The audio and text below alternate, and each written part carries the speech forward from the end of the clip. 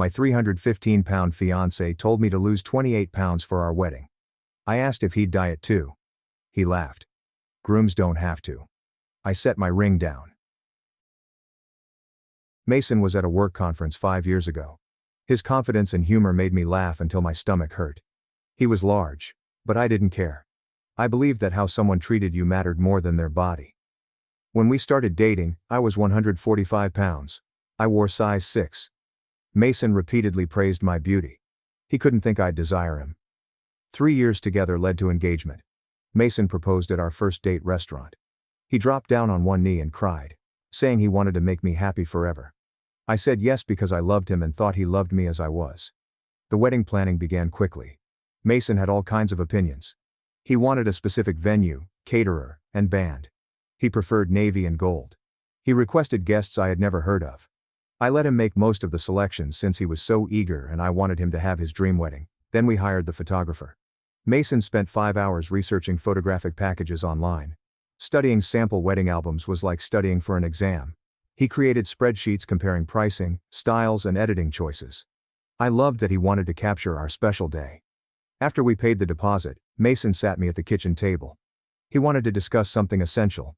He contemplated how we might seem in the images. He wanted our wedding album to be something we'd always be proud of. I concurred. I also desired that.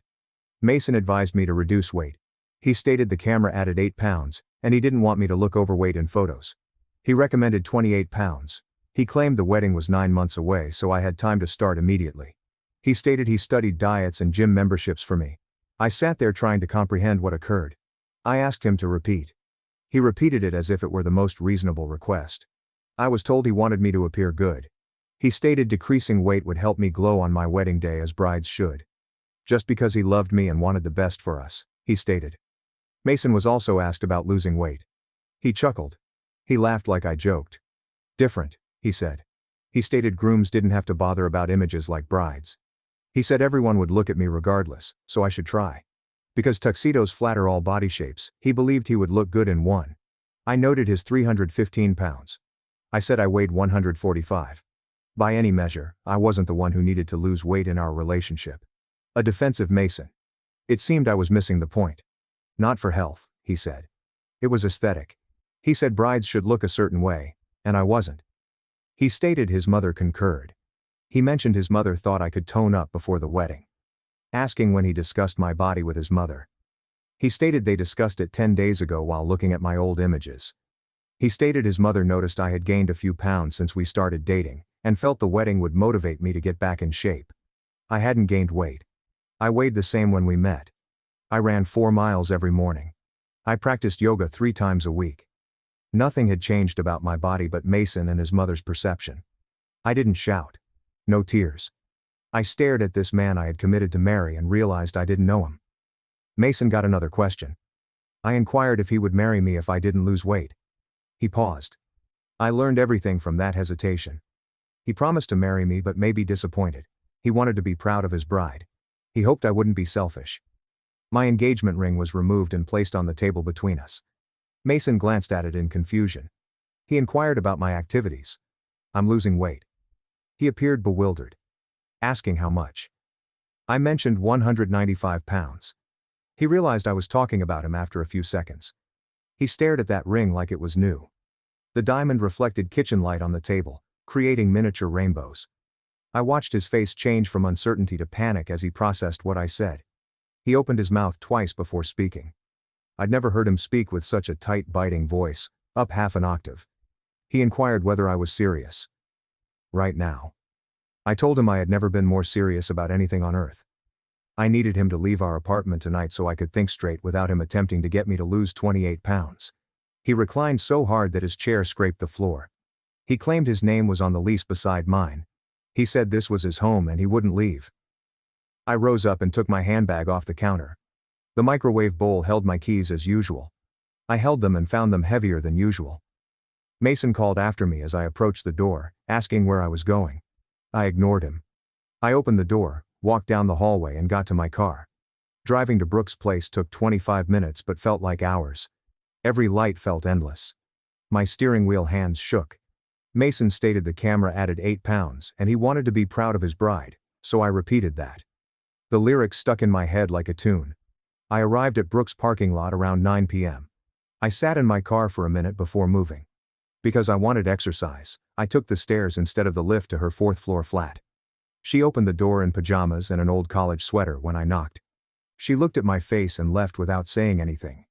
She dragged me inside and shut the door. Her apartment smelled like the farmer's market vanilla candles she always bought. She led me to the couch and left for the kitchen. I heard her filling the kettle and starting the stove. She returned with 2 mugs and a box of tea bags and sat next to me. I couldn't stop talking once I started. I told her Mason's comments regarding my weight, photos, and his mother's support. When I asked if he'd marry me, I told her about his uncertainty. I advised her to remove the ring. Not once did Brooke interrupt. She listened and refilled my tea mug. My phone buzzed on the coffee table and my neck was stiff the next morning on Brooke's couch. The screen showed 21 Mason missed calls. I scrolled through 12 apology to accusation texts. One message said I overreacted to a simple request. Another claimed he was boosting my performance. A third said his mother wanted our best. My fists were against my eyes as the phone lay face down on the table. Returning from her bedroom in jammies, Brooke requested coffee. Despite not drinking coffee, I agreed. She gave me a cup with "Nevertheless" in white letters, printed in French. I held the warm coffee and studied my phone like it would explode. Mason sent 4 more texts while I watched. The first said to talk like adults. The second called me childish. His mother was upset, the third said. I put my phone away and drank coffee. We had scrambled eggs and toast for breakfast at Brooke's kitchen table. I had no idea what to do when she asked. She made a napkin list with a junk drawer pen. Typed bank account first, then landlord and lawyer, possibly after assessing your needs. She double underlined the last. She advised me to open a bank account before Mason mishandled our money. She suggested discussing the lease with the landlord. She advised me to decide what I wanted before Mason's explanations and apologies exhausted me. I felt my chest shift as I viewed her list. I realized I had shrunk completely to please Mason and his mother. Let him pick the venue, caterer, musician, and colors. I laughed at bad jokes. Seeing his conviction, I agreed to things I didn't want. I stopped shrinking. After I assured Brooke I was done shrinking, she squeezed my hand across the table. Returning to flat at 11:30 a.m. moment I knew Mason would work. I was nervous turning my key even though his car wasn't in the parking lot. I left the unit unchanged. Dinner dishes remained in the sink. My engagement ring was on the kitchen table when I left.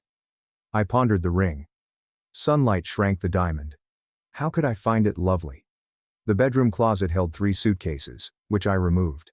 I packed 9 or 14 days of clothes first. Then I brought my laptop, running shoes and bedside family photos. I took my yoga mat and favorite coffee mug from the corner and kitchen cabinet. Taken my bedtime books and college journal.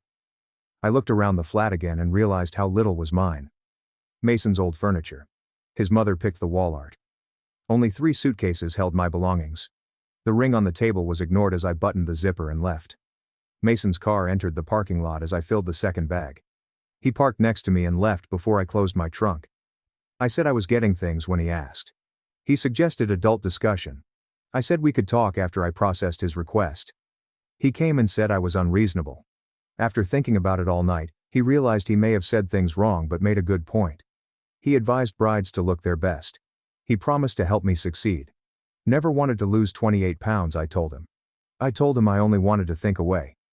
He blamed thinking. He said I overthought a simple conversation and made it theatrical. The explanation would help me understand his love, he said. Entering my car, I closed the trunk. Mason spoke through my locked parking lot window. Not hearing the words, I could see his mouth moving.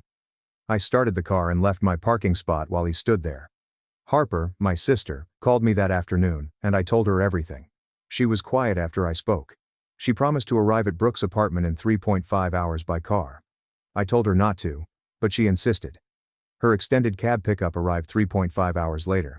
Her hug was too intense to breathe.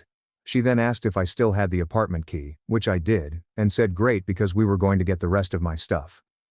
Mason's car was gone again when we took her truck to the apartment. Harper didn't probe or ask. Recently, she packed boxes. She stole my winter clothes and kitchen supplies from the closet and cabinets. She packed my desk, bookshelves, and 4-year-old yard sale lamp. She whispered about men who think women exist to look nice in photos. She said nerve, mother, and 315 pounds can go to hell. I felt less weird leaving because of her outrage. I thought I wasn't overreacting. I waited at the busy bank on Wednesday morning. The woman behind the counter asked how she could help, and I said I needed a new bank account. My information was requested from her computer forms. She didn't ask why I opened a new account or where the money came from. She handled paperwork easily. I got 55% of our savings in my new account. The screen number was smaller than I wanted but larger than I feared. Signing the documents was scary but right. I received my temporary checks and debit card over the counter from the agent. I left the bank feeling accomplished. That felt like independence, but I didn't know what. Mason dropped by Brooke's apartment Wednesday night without warning. He knocked while I ate leftover Chinese on her couch. Brooke called me by name through the peephole. My head shook as she nodded. She opened the chain-locked door. Mason requested a private gap conversation. Brooke said I would call him when I was ready. So respect my space. Mason volume increased. He called this stupid and said my friends manipulated me. He said Brooke was turning me against him. Brooke told him to leave because that didn't work. Mason mumbled something else I couldn't hear. A powerful kick-like thud followed. Brooke locked the door and went to the couch. He allegedly marked her door frame with a kick. We heard his footsteps slow as he left. I visited the landlord in her first-floor office Thursday afternoon. A woman in her early 60s wore chained reading glasses. She asked what happened after checking my lease on her computer. I told him my fiancé and I broke up and one had to leave. She nodded like she'd heard the tale 100 times. My lease had 5 months left, but she apologized. She said Mason and I were legally responsible for rent until then. She suggested finding someone to take over 60% of the lease if we wanted to leave early. New tenants need her approval, but she'll work with us. I thanked her and went upstairs with purpose. Looking for someone to take over my lease. I had something to focus on instead of feeling stuck between my old and new lives. I tried being normal at work on Monday. I received coffee at my desk from Grant at 9:30 a.m. and asked about lunch. No seemed odd, so I said yes. We sat by the window at the sandwich shop 3 blocks from the office. Grant asked about wedding preparations and I felt sick. He saw Mason and me at the December corporate Christmas party. Mason kept me all night and announced his marriage. A sandwich helped me pause before responding. Grant was told wedding stress was manageable. Even I thought my voice was fake. Grant nodded, mentioning a project due next week. I liked his non-information request. Walking back to work, I realized how many co-workers knew Mason and asked questions I couldn't answer. Phone buzzed Wednesday afternoon meeting. Mason texted me that his mother wanted to discuss this misunderstanding. He suggested she refocus us. I stared at the message until someone asked about the quarterly report, then pretended to listen. Rereading the text in the bathroom after the meeting. I knew who advised weight loss. That wasn't Mason's plan. My body was discussed with his mother for months. Before reconsidering, I blocked her number. I didn't need her explanations or manipulation. Mason texted 4 more times asking why I wasn't answering his mother. I focused on work with my phone face down on my desk. Wedding planner contacted Wednesday morning. She asked about final guest counts in a confident tone. Closed my office door before telling her we were canceling. She lost her voice's joy. This happened after she admitted understanding. We would lose most of our deposits, she said. We exceeded 75 days for a full refund from the venue. Always over half the caterer kept. The band kept deposit. Only the photographer would refund us minus a processing fee. While she spoke, I mentally calculated quickly. More than $9,500 was lost. I begged her to cancel everything. She apologized and emailed the documents.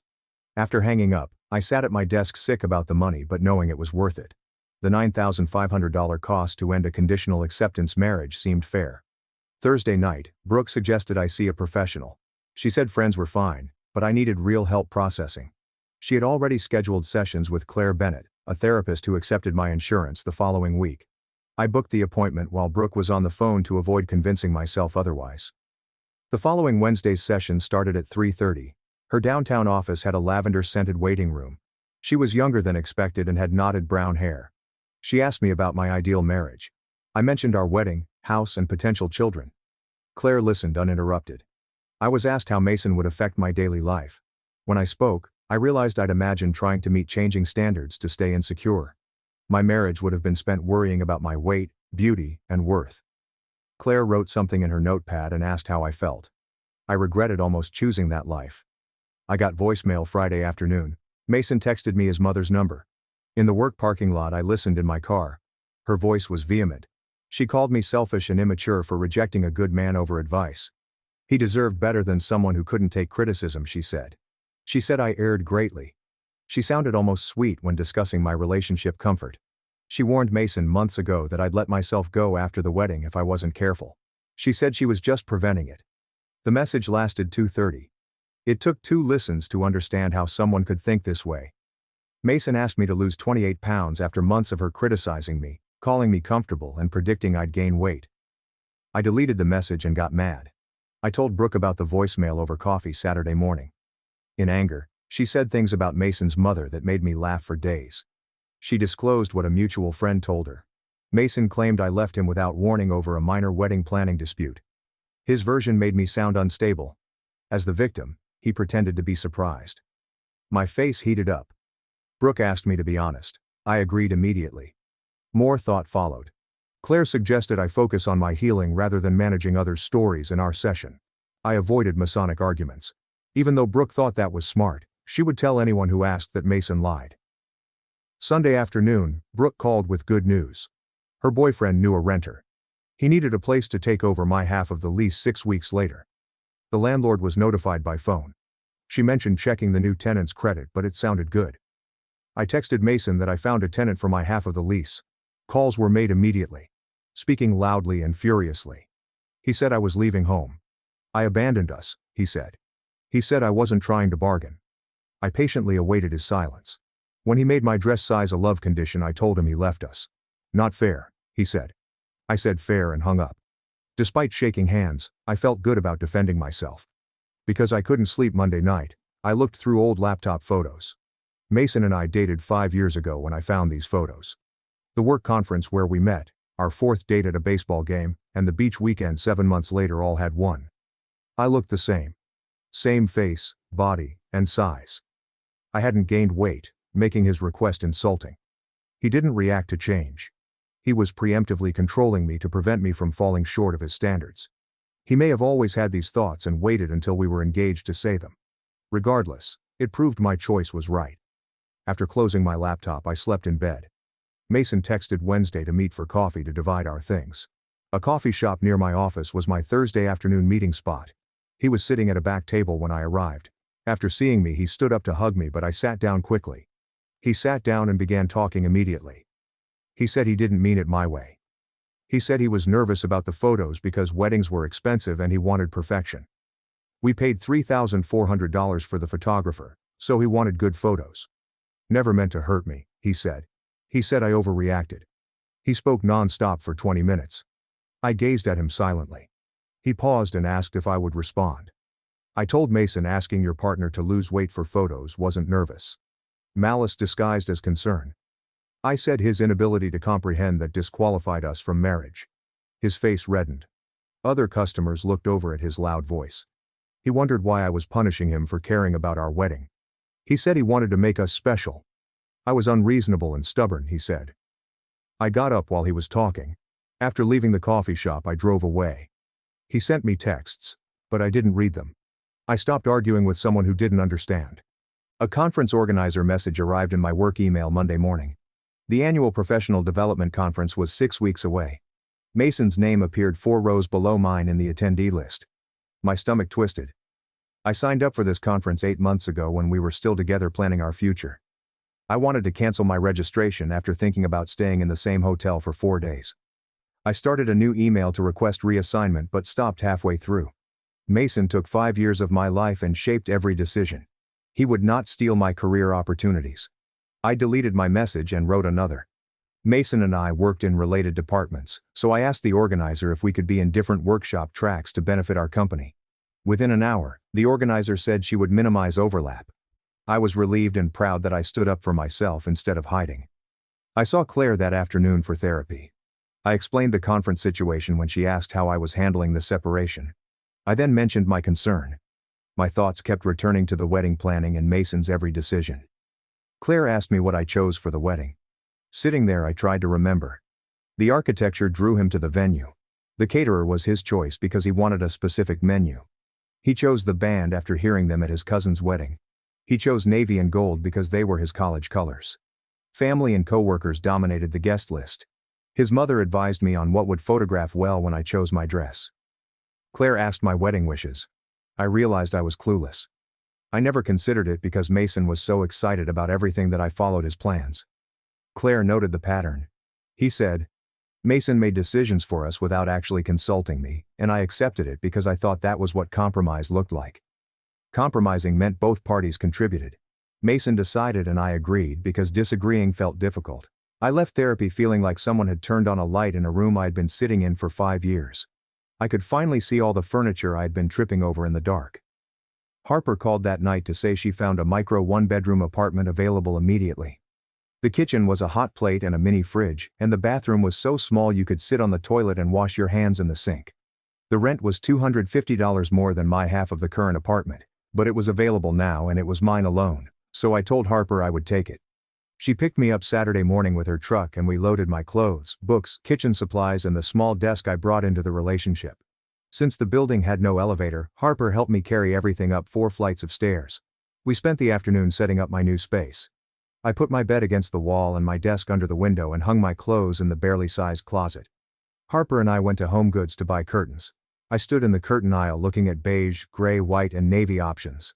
I saw bright yellow curtains with a sunshine pattern that Mason would have hated and his mother would have said were too loud. I bought them immediately. Harper helped me hang them, and the whole apartment looked different. Brighter. Happier. Mine. I looked around at this small expensive space that I had chosen without considering anyone else's opinion and felt free for the first time in years. My name was called while I was reading labels in the pasta aisle at the grocery store near my new apartment on Sunday afternoon. Nolan, Mason's best man, stopped his cart next to mine and asked how I was doing. I said I was fine and tried to move past him, but he stepped in. He said Mason was really torn up about the breakup and was not eating or sleeping and spent most of his time sitting around looking miserable. He suggested I give Mason another chance because everyone makes mistakes and Mason loved me. I looked at Nolan and wondered what Mason had told him about why we broke up. Nolan looked uncomfortable and said Mason mentioned wedding planning disagreements. I told Nolan that Mason demanded I lose 28 pounds so I wouldn't look heavy in our wedding photos. He said he didn't know that. I said Mason should be torn up about what he said to me, not about facing consequences. Nolan was quiet for a moment, then he said he was sorry and he didn't realize that.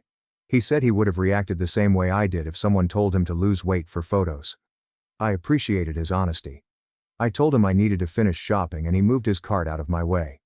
I met Brooke for coffee Wednesday morning before work. She looked at me with an unreadable expression and said she heard something from another friend and wanted to tell me. No one in their friend group knew why Mason's previous girlfriend left because she stopped showing up to events and Mason said they grew apart. Brooke always thought it was weird how quickly that relationship ended, so she wondered if Mason did something similar. After searching through Mason's old photos, I found Lauren, his ex on social media, who lived 3 towns over. I looked at her profile for a long time, deciding whether to contact her. It felt strange to contact someone I didn't know to ask about her relationship history, but I wanted to know if Mason had a pattern of this behavior or if I was special in bringing it out.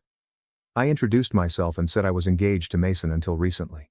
I asked if she would be willing to talk about their relationship and hit send before I could change my mind. Lauren responded the next day. We agreed to have lunch Saturday at a restaurant halfway between our towns. I arrived first and sat at a window table. Lauren arrived 12 minutes later and I recognized her from her photos. She sat across from me and we ordered food. Then she asked what happened with Mason. I told her about the weight loss demand, his mother's involvement, and how he laughed when I asked if he planned to lose weight. Lauren nodded like none of this surprised her. She said Mason behaved similarly with her. At first he was wonderful and supportive, then he started making comments. He said her job was not prestigious enough and she should look for something. He said her friends were holding her back and criticized how much time she spent with her family. He then commented on her appearance, saying she should wear more makeup, dress more casually, and lose a few pounds and tone up. He always wanted her to be the best version of herself. Lauren said she tried for 7 months to change her hair, buy new clothes and join a gym, but he always found something else to improve. She left when she realized the point was not improvement. The point was control. I drove home from lunch with Lauren feeling validated and sad. Her story proved I wasn't crazy or oversensitive. Mason had done this before, criticizing women and passing it off as care. I felt sad that I wasted 5 years on someone whose behavior was so predictable. If I had known about Lauren earlier, Maybe I would have seen the signs sooner and left before we got engaged, planned a wedding, and built a life together that I now had to take apart. I called Sienna from my car and told her about Lauren. She listened and then changed my perspective. She said recognizing the pattern now saved me from wasting more years. Some people stayed in relationships like this for decades because they never got confirmation that the problem was real. I had proof that leaving was the right choice, which was worth celebrating even though it hurt. 1 month later I checked into the hotel Thursday afternoon and saw Mason across the lobby talking to an accountant. My stomach dropped, even though I knew he would be there. I had prepared for this moment, but seeing him made it too real. I headed for the elevator to avoid him, but Grant, who worked in my department and we had met at company events, asked if I wanted coffee before the first session. I agreed because being with someone was better than being alone. Grant ordered 2 lattes at the hotel coffee shop and didn't mention Mason, or ask about my personal life. He just talked about work projects and conference sessions. His casual kindness made me feel less alone. I realized I had been so focused on Mason, the wedding, and the breakup that I forgot I had other people who cared about me. The first day of sessions went well because the organizer kept her promise to separate Mason and me. I didn't see him again until the networking break Friday afternoon, when I saw Mason walking toward me. Grant blocked his path before he reached me. I watched Mason explain a work project to Grant, who was his colleague, and I was grateful. Grant kept Mason busy for 15 minutes talking about budget reports and timeline adjustments. After their conversation, I moved to another part of the room and found Grant near the refreshment table. I thanked him and he shrugged, saying, "Everyone deserved colleagues who had their back." I realized I had more support than I thought. After the conference Sunday night I checked my mail and found a travel company envelope with a payment notice for Mason's honeymoon package, which was scheduled for 10 weeks. I was so focused on what I lost when I left Mason that I didn't notice what I still had. The package was non-refundable and the entire $6,800 cost was due in 45 days. I called Mason immediately and he answered on the 3rd ring. I asked him why he never canceled the honeymoon and he said he forgot about it with everything else going on. I told him he needed to handle this.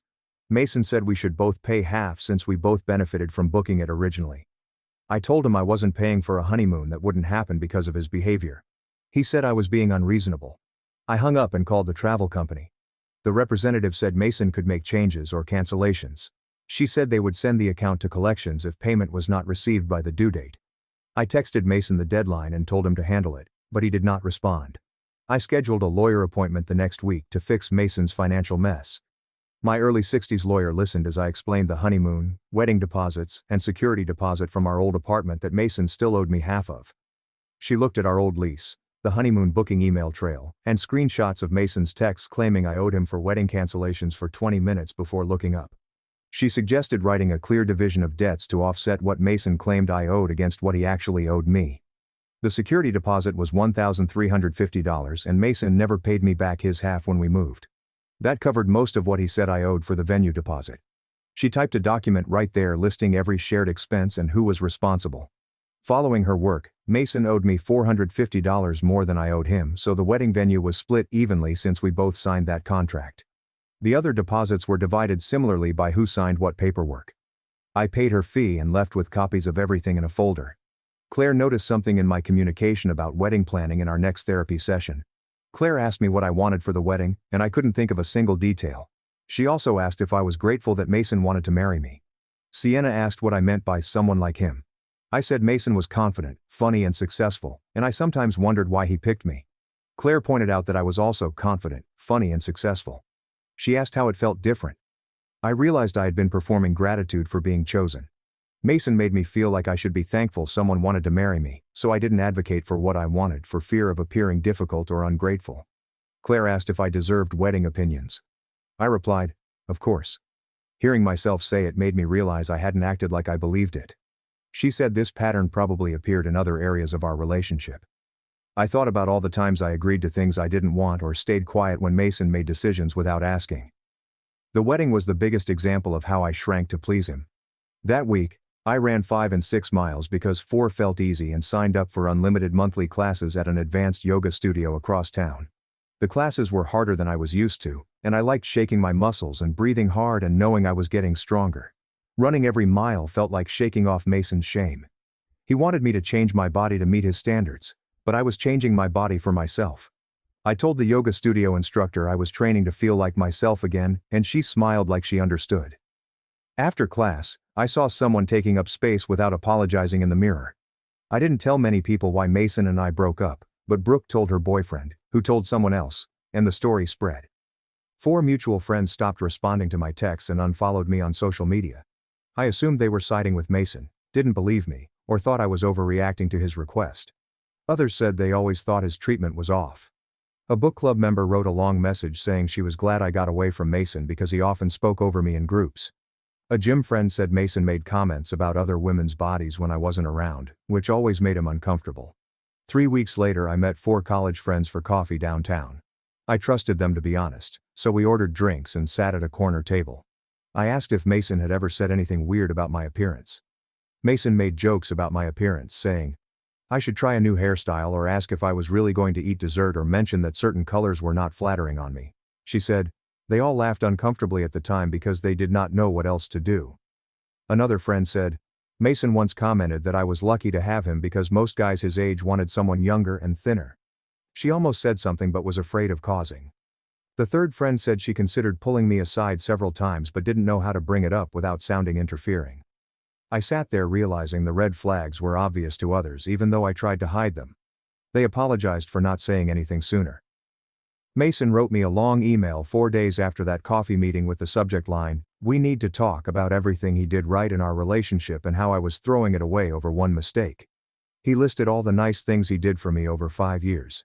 He remembered driving 7 hours to pick me up when my car broke down, the surprise birthday party he threw for me 3 years ago, every gift he bought, every vacation we took, and every time he supported me through something difficult. He said he made one comment about wanting me to look my best for our wedding and I was using it to destroy everything we built together. He said I was unfair, unreasonable and selfish, and that if I loved him, I would forgive this one mistake and return to him. I read the email 3 times, wrote a response explaining why his request was a symptom of how he saw me, deleted it, and wrote a different response about our relationship's cycle of control. After deleting that, I wrote a third version with 2 sentences saying I was not coming back and he needed to respect my decision. I was about to send it when I called Claire, who asked me to read her the email. She was quiet and said his email was manipulation to make me doubt my decision. A letter arrived at my new apartment 9 days later. She said he was rewriting history to make himself the victim and that silence was the clearest boundary I could set. I thanked her and deleted all 3 drafts without sending them. The envelope's handwriting was unfamiliar, but inside were 3 pages of stationery with flowers. Marlene wrote that I was breaking her son's heart and ruining his life, saying Mason was a good man who deserved a wife who appreciated him. Women should be grateful for male attention and willing to maintain themselves to keep it, she said. Her generation understood that marriage required compromise and sacrifice, but my generation was too selfish to make relationships work. She said I would regret this decision when I was older and alone and realized I had wasted my chance at a family. She said Mason told her I refused to discuss his concerns about the wedding photos, proving I did not love him. I read 2 pages before stopping because it revealed more about her values. I didn't care what she thought of me, my choices, or my generation, so I threw the letter away without finishing it. The following month, a work friend got married, and I almost didn't go because I was afraid it would hurt to watch someone else get married when my own wedding was in 10 weeks. After RSVPing yes and buying a gift, I put on a dress and drove to the garden ceremony. The bride looked radiant and happy and her groom looked at her like she was perfect. He cried when she walked down the aisle. During the vows he said he loved every part of her and could not wait to spend his life making her as happy as she made him. I was glad not to marry Mason, and confident I made the right choice. At the reception, I danced with other guests, ate cake, and celebrated love that looked like love should. I felt fine driving home that night. Grant invited me to lunch the next week. We talked outside at a sandwich shop near the office in the cold about his ex who constantly criticized him, telling him to dress better, work out more and be more social. After that relationship he took 3 years to rebuild his confidence and still heard her say he wasn't good enough. Sharing our experiences made me feel less alone. Grant said the hardest part was realizing how much he had changed to please her. I assured him I understood that feeling as we finished our sandwiches and returned to work. I was glad to know someone else understood. 7 months after the breakup, Mason arrived at my apartment building as I returned from a run. He said he had been in therapy and understood what he did wrong. He said his therapist helped him see how his weight comments were harmful and controlling. He asked if we could try again, promising he had changed and would never make me feel that way again. I wanted familiarity and an apology, but I also wanted to believe people could change. Missed our good times, and was tired of being alone. I looked at him standing there and remembered everything. How he laughed when I asked if he would lose weight, his mother's letter about maintaining myself, and 5 years of shrinking to fit what he wanted. I told Mason I appreciated that he was working on himself, but I wasn't interested in getting back together. He looked at me like I spoke a different language and said I was unfair by not giving him a chance to prove he was different. His voice got louder. He said he went to therapy for me and I owed him a chance. His anger showed he had not changed.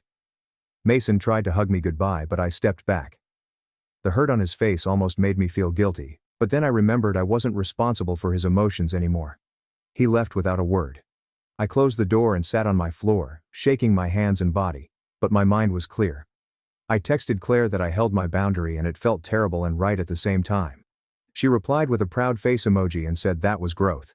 7 months after the breakup, the lawyer completed the final paperwork to divide our shared assets. He spread the documents across his desk and showed me where to sign. Everything was itemized and fair. The savings account was split in half. The furniture we bought together was divided by who kept what. The security deposit from our old apartment calculated and allocated. I signed my name on every page, feeling like closing a door. I left that office financially independent from Mason, with less money than if we stayed together. Our combined incomes had made life easier, but I had more peace than I had in years. The trade was worth it. I drove home and transferred half of the savings into my personal account. Seeing that number in my balance made me feel like I was building my own life. 1 month later, my manager called me into her office and told me the directors liked my conference work. I took the new job immediately because the raise was big enough to buy a better apartment or start saving for things I wanted. That night, Brooke and Harper and I celebrated at our favorite restaurant with appetizers, dessert and wine. Brooke kept saying she knew I would get it. Harper raised her glass and said she was proud of me. Grant stopped by my desk the next morning to congratulate me and say he told management about my conference work. Several directors asked him about me. I thanked him for believing in me and realized I was building a professional reputation unrelated to any relationship. My career and success were mine, and nobody could take them away. I booked a solo vacation with some of the wedding money. Mason always wanted to go places together, and his idea of vacation involved tours, schedules, and restaurant reservations made weeks in advance. I booked a cabin near Rocky Mountain National Park with no plan, except to do what felt right each day. The first morning, I made coffee and sat on the porch watching the sun rise over the mountains. Nobody asked me what I wanted to do or suggested activities. I hiked a trail I found on a map at the visitor center for 5 hours, stopping to take photos or breathe. Every decision was mine: where I ate breakfast, how I spent my afternoons, and when I went to bed. Hiking different trails each day, reading 4 books, and eating at restaurants without worrying about others' preferences felt like finally breathing fully after years of holding my breath. I returned from vacation feeling lighter, more myself, and I realized I hadn't checked Mason's social media in over 9 days. I sat by a fire outside my cabin on the last night and felt settled like I hadn't in 5 years. I opened the app out of curiosity and saw he hadn't looked at my profile in weeks. His mental space had shrunk to almost nothing as I filled it with my own hobbies, friendships, and career goals. I joined a downtown coffee shop book club and took a pottery class on Tuesday nights. I planned outings with coworkers and built a life that reflected who I was instead of who others wanted me to be. Claire and I discussed ending therapy at our next session because she said I was doing so much better and I could see it too. I left Mason 7 months ago and wondered if I made the right choice. Now I know I did. Claire said I learned to set boundaries and trust my instincts, which will help me in every relationship. I wanted to see her less often, so we agreed on monthly sessions instead of weekly. In early spring I started casually dating again. Just coffee dates and park walks, and noticed changes in my behavior immediately. I stated my preferences clearly. I ended dates early without apologizing or explaining when something felt off. I went on a date with a man who spent the whole time talking about his ex-girlfriend. Harper called me one Saturday morning and asked if we could meet for breakfast.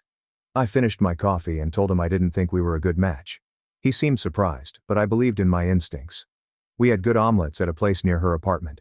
She told me she was proud of how I handled everything with Mason, and that watching me leave a bad situation gave her courage to set better boundaries in her own life. Her boss had been taking advantage of her for months, asking her to work late without extra pay, answering emails on weekends, and making her feel guilty when she said no. Harper told him she would no longer be available outside her scheduled hours. Her boss was upset, but he accepted it. She said, seeing me choose myself helped her realize she could do the same. That said something. 10 months after the breakup, I ran a half marathon after 14 weeks of training, 4 weekday runs and 2 Sunday longer runs. I pushed myself each week, getting stronger and clearer. Race day was cold and sunny and hundreds of runners lined up. The gun went off and we started moving. The first few miles felt easy. My legs were fresh and my breathing was steady. Around mile 8 my legs started to hurt, but I kept going. Mile 11 was hard. My body wanted to stop, but I told myself I could do 2 more miles. I finished at 13.5 miles and someone put a medal around my neck. My legs were shaking. My lungs were burning. I felt amazing. Crossing that finish line showed how far I had come. I carried myself 13.5 miles on strength I built for myself, not to impress others or look good in photos. I was proud of what I accomplished. 3 weeks after the half marathon, Grant invited me to a barbecue at his apartment building. He said some friends were getting together and I should come meet them. I brought a bottle of wine and was nervous walking up to his apartment building. Grant opened the door and introduced me to 7 people sitting around his living room. They were warm immediately and asked about my running, job and hobbies. Nobody commented on how I looked or what I ate when we went to the patio for burgers. One woman mentioned training for a triathlon and asked if I wanted to join her running group. While eating potato salad and drinking beer, a guy told stories about his terrible dating experiences that made everyone laugh. I realized this was what normal felt like. People who didn't think bodies were topics for public discussion and cared about what you did and thought instead of how you looked. I went home that night lighter. 1 month later, Lauren texted me to see how I was doing. I stared at her name on my phone for a minute before responding. We agreed to meet for coffee on Saturday morning. I arrived early and ordered a latte. Lauren arrived looking healthy and happy. We hugged and sat down, and she asked about my life since the breakup. I told her about therapy, the promotion, and the half marathon. She nodded and said she was proud of me for leaving. She told me about her 7-month therapy after Mason. She joined a book club and started painting again. She learned to recognize red flags early. Then she met someone new. Someone who never suggested she change anything about herself and loved her exactly as she was. She showed me photos of her engagement ring. Her face lit up when she talked about her partner. In early summer I moved into a larger 1-bedroom apartment because the promotion salary allowed me to afford more space and a better neighborhood. I spent 14 days decorating it the way I wanted, including buying a bright blue couch because I loved the color. I chose furniture to create a reading nook by the window and hung art that made me smile without worrying if guests would like it. The apartment was mine alone, so I didn't have to worry about Mason or his mother's opinions. I was proud of my yellow curtains and blue couch when I came home from work 11 months after the breakup. Mason sent a text saying he was dating someone new, which made my stomach drop. I read it twice and felt nothing. No anger, no sadness, just a mild sense of closure. I typed a polite response wishing him well and preferring to keep our interactions professional. I deleted his number from my phone because we were done. I was building something new. Brooke's birthday party was on a warm June Saturday. She rented a rooftop downtown and invited 45 people. I wore a dress I bought because I loved it. Grant was talking to Harper, and some of my running group stood by the bar. I grabbed a drink, joined conversations, laughed at jokes, and made plans for dinner next week. Halfway through the party, I realized something. I was happy with my life. Not just okay or healing, but happy with what I was building. Brooke asked what was funny because I was smiling so much. I told her I was just happy. She hugged me and said she could tell. Claire asked me what I learned from this experience at our last regular session in July. I thought about it for a minute and told her that love should not require me to change my body or voice. The right person would celebrate who I am instead of criticizing who I am not. I learned that I am worth that kind of love, to trust my instincts when something feels wrong, and that leaving a bad situation takes courage, but staying in one takes even more. Claire smiled and said I had done important work.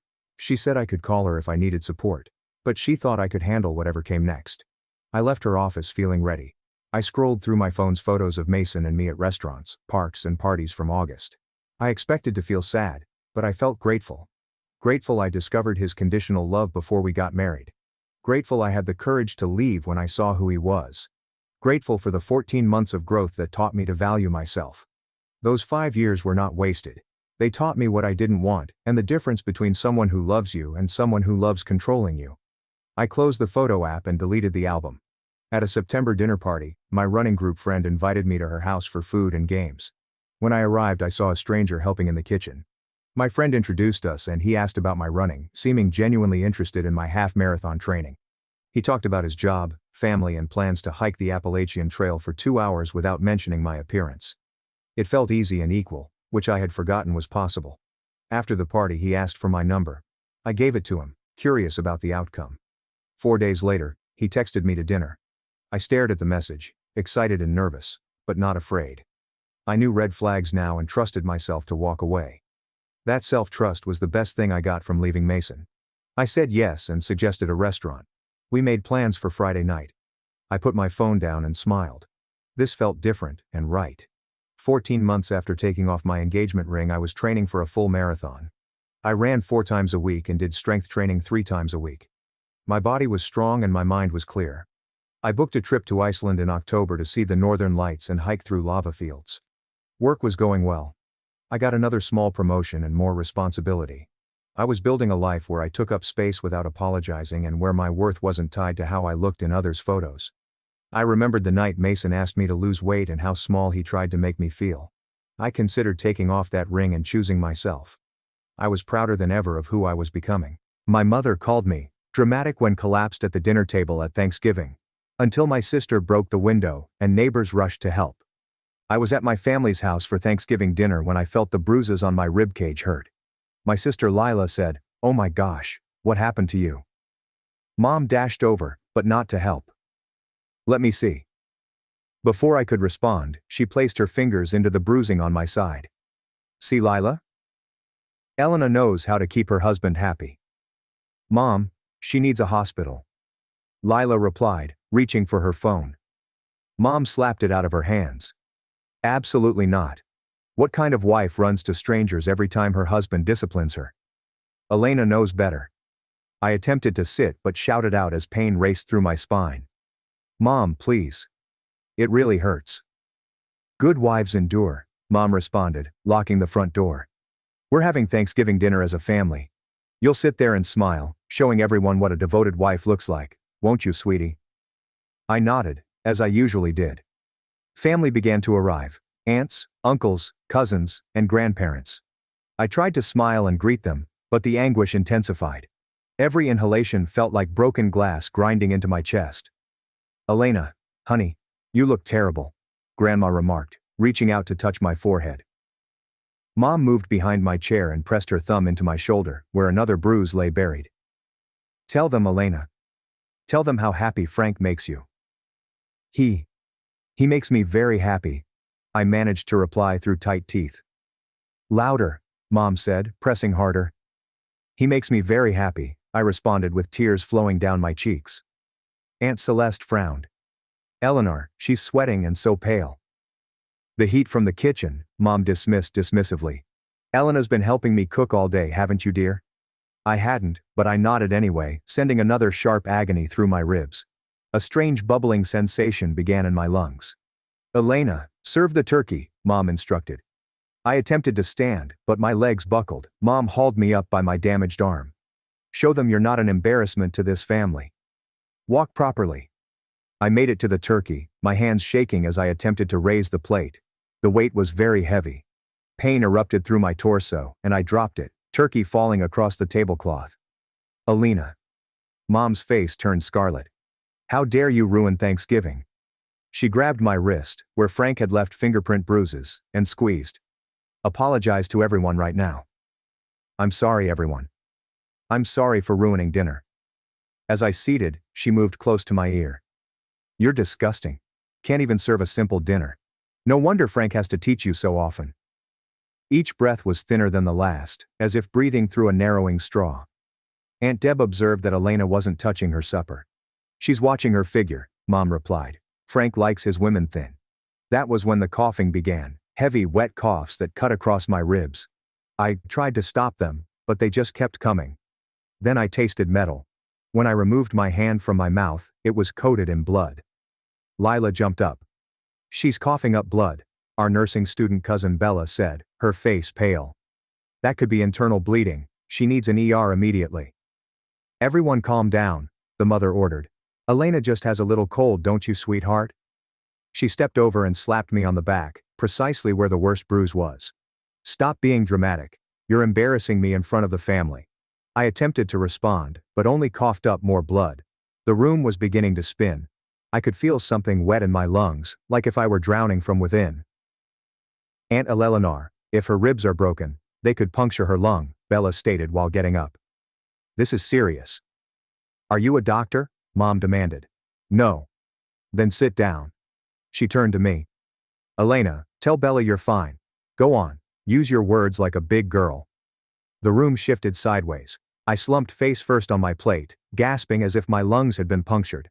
Lila cried, "Elena!" Mom attempted to pull me upright. "Stop this performance right now. You're embarrassing me." As my vision faded, I watched Lila grab a chair and smash it through the dining room window. Glass broke everywhere. "Stop her," Mom yelled. "She's ruining everything." 3 days later, I awoke in the ICU. The doctor claimed I had been clinically dead for 4 minutes, during which my mother insisted I was being dramatic while my lung collapsed due to a punctured rib. Mom could not look at me. She just kept saying, "Good wives endure," and I was constantly safeguarding your marriage. But Lila understood the truth. Bella knew. Every family member at the Thanksgiving dinner was aware. And we were determined to ensure that she never hurt another lady again. The ICU machines wouldn't stop beeping, and each sound made me jump.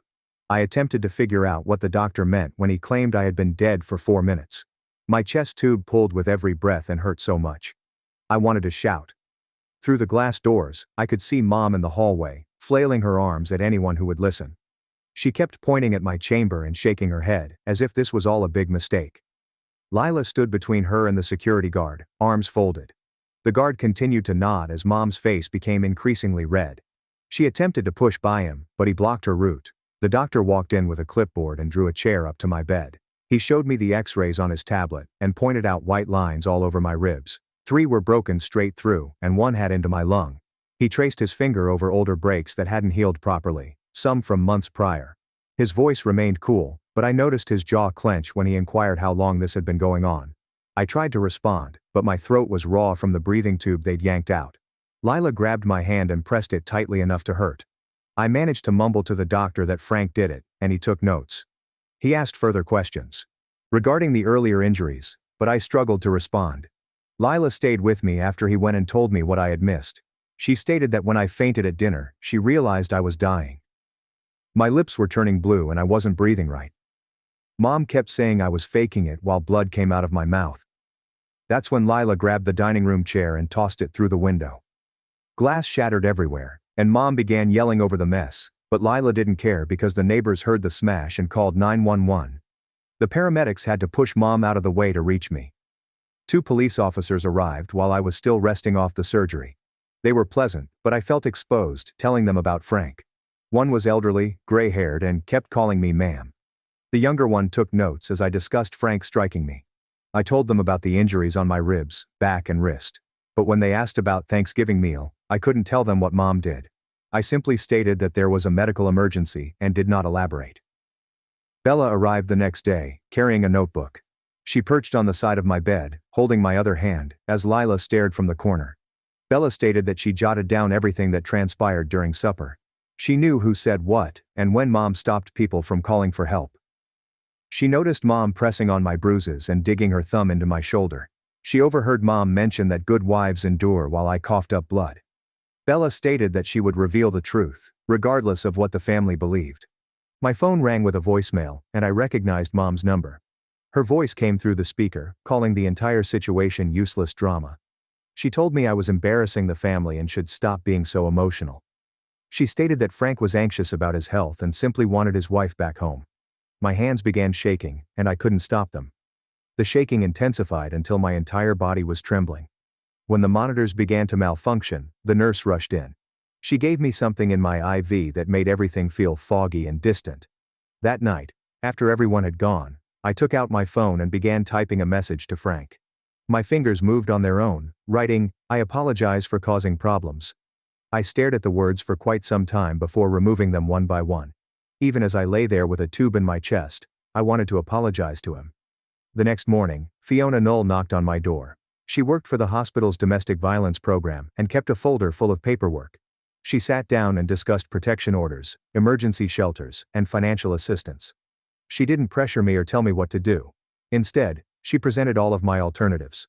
She showed me websites, phone numbers, and places where I might get aid. Everything she said felt massive and terrifying, but also as if there was a way out. Fiona returned the next day with additional paperwork regarding protection orders. She asked if I wanted to file one against Frank, and I tried to reply yes, but my voice was hardly audible. She needed to lean in close to hear me repeat it again. Going to court made my stomach hurt, but the prospect of Frank discovering me made it more worse. She promised to guide me through the entire procedure and not leave me alone with it. The discharge planner arrived with a list longer than my arm. I needed follow-up appointments with the surgeon, lung doctor, and my usual doctor. For 8 weeks, no more than 5 pounds may be lifted. Be careful not to pull the wound open.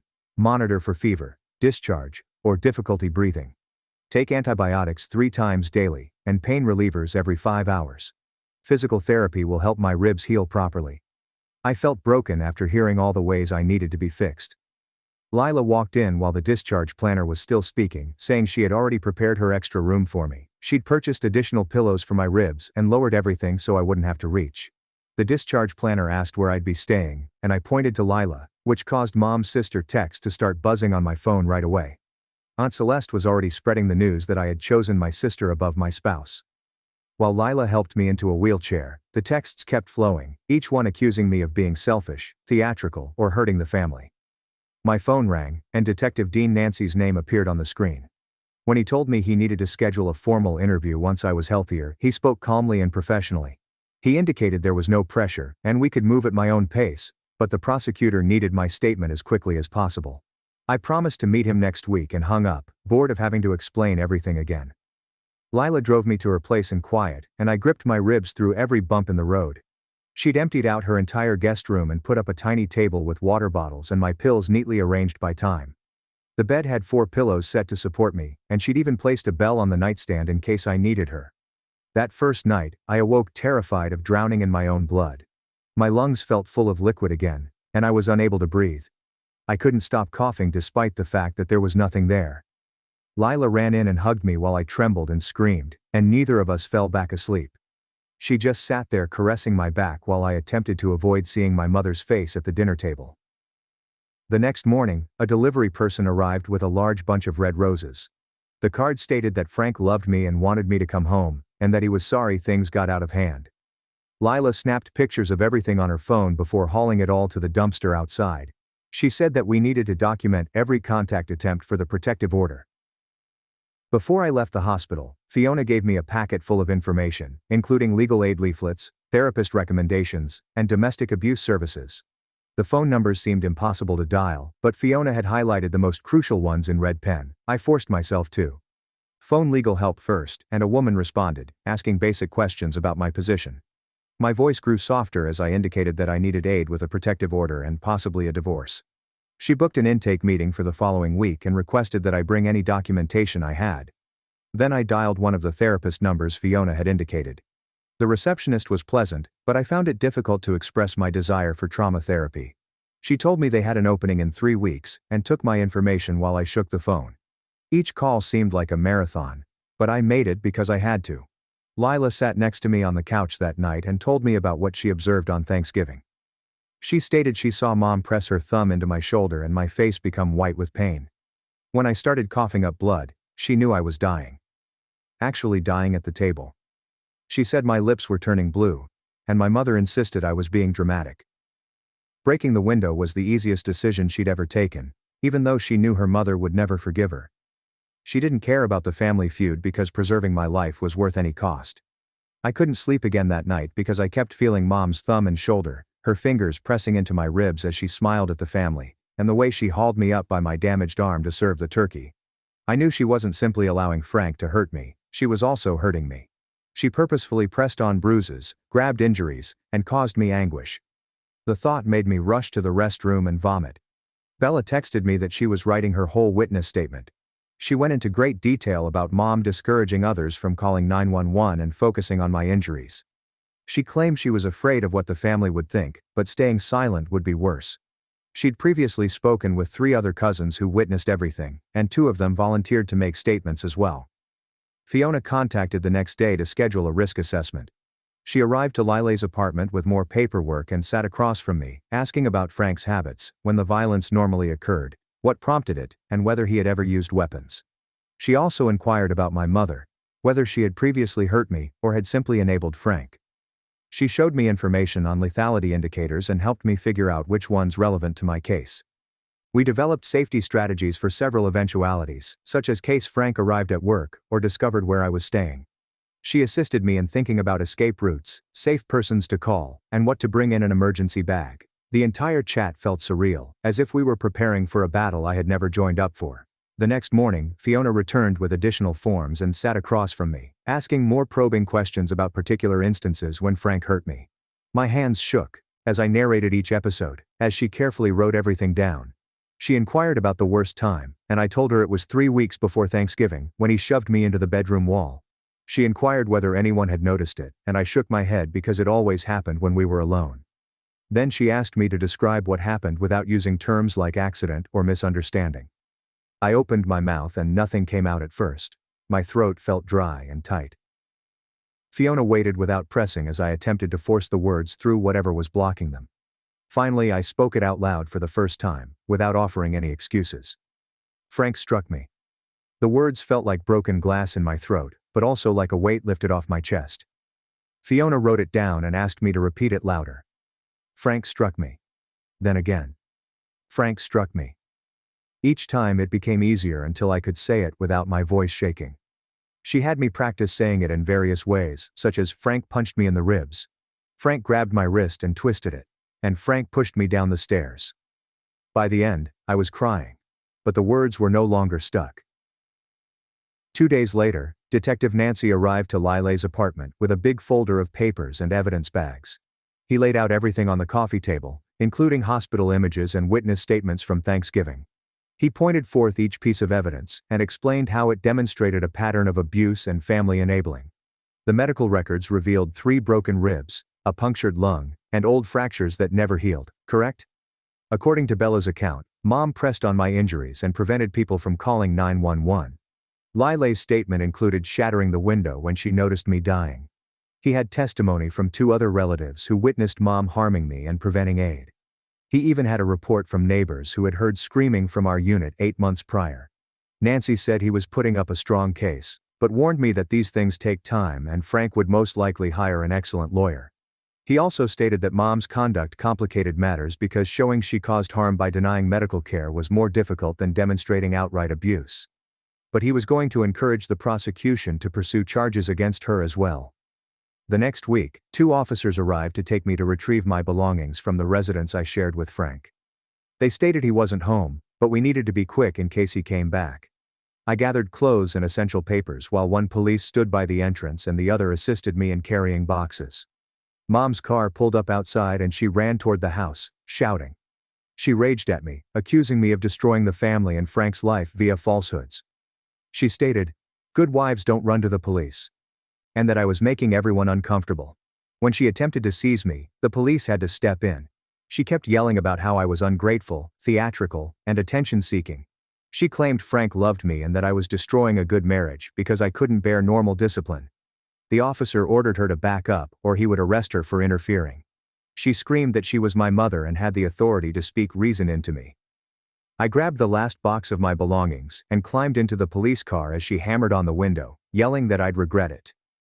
That night, while I tried to sleep at Lile's, I couldn't stop thinking about Mom in her own kitchen. I could imagine her sitting at her table, convincing herself she had done nothing wrong. She'd tell herself she was safeguarding my marriage by not contacting 911. She'd suggest that teaching me to tolerate pain would make me stronger. She believes that good moms prepare their daughters for the realities of marriage.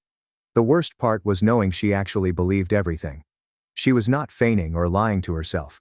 In her opinion, she was being a good mother by training me to accept anything Frank did. That true belief made it worse than if she had known she was wrong but still did it. The next day, I was searching through old storage boxes and came upon a journal from before I married Frank. I opened it and began reading entries made 5 years ago. I had jotted down pages and pages of things my mother had said. Men need firm hands to guide them. Crying just makes them angrier. If you upset your husband, you deserve what happens. Never tell outsiders about private marriage matters.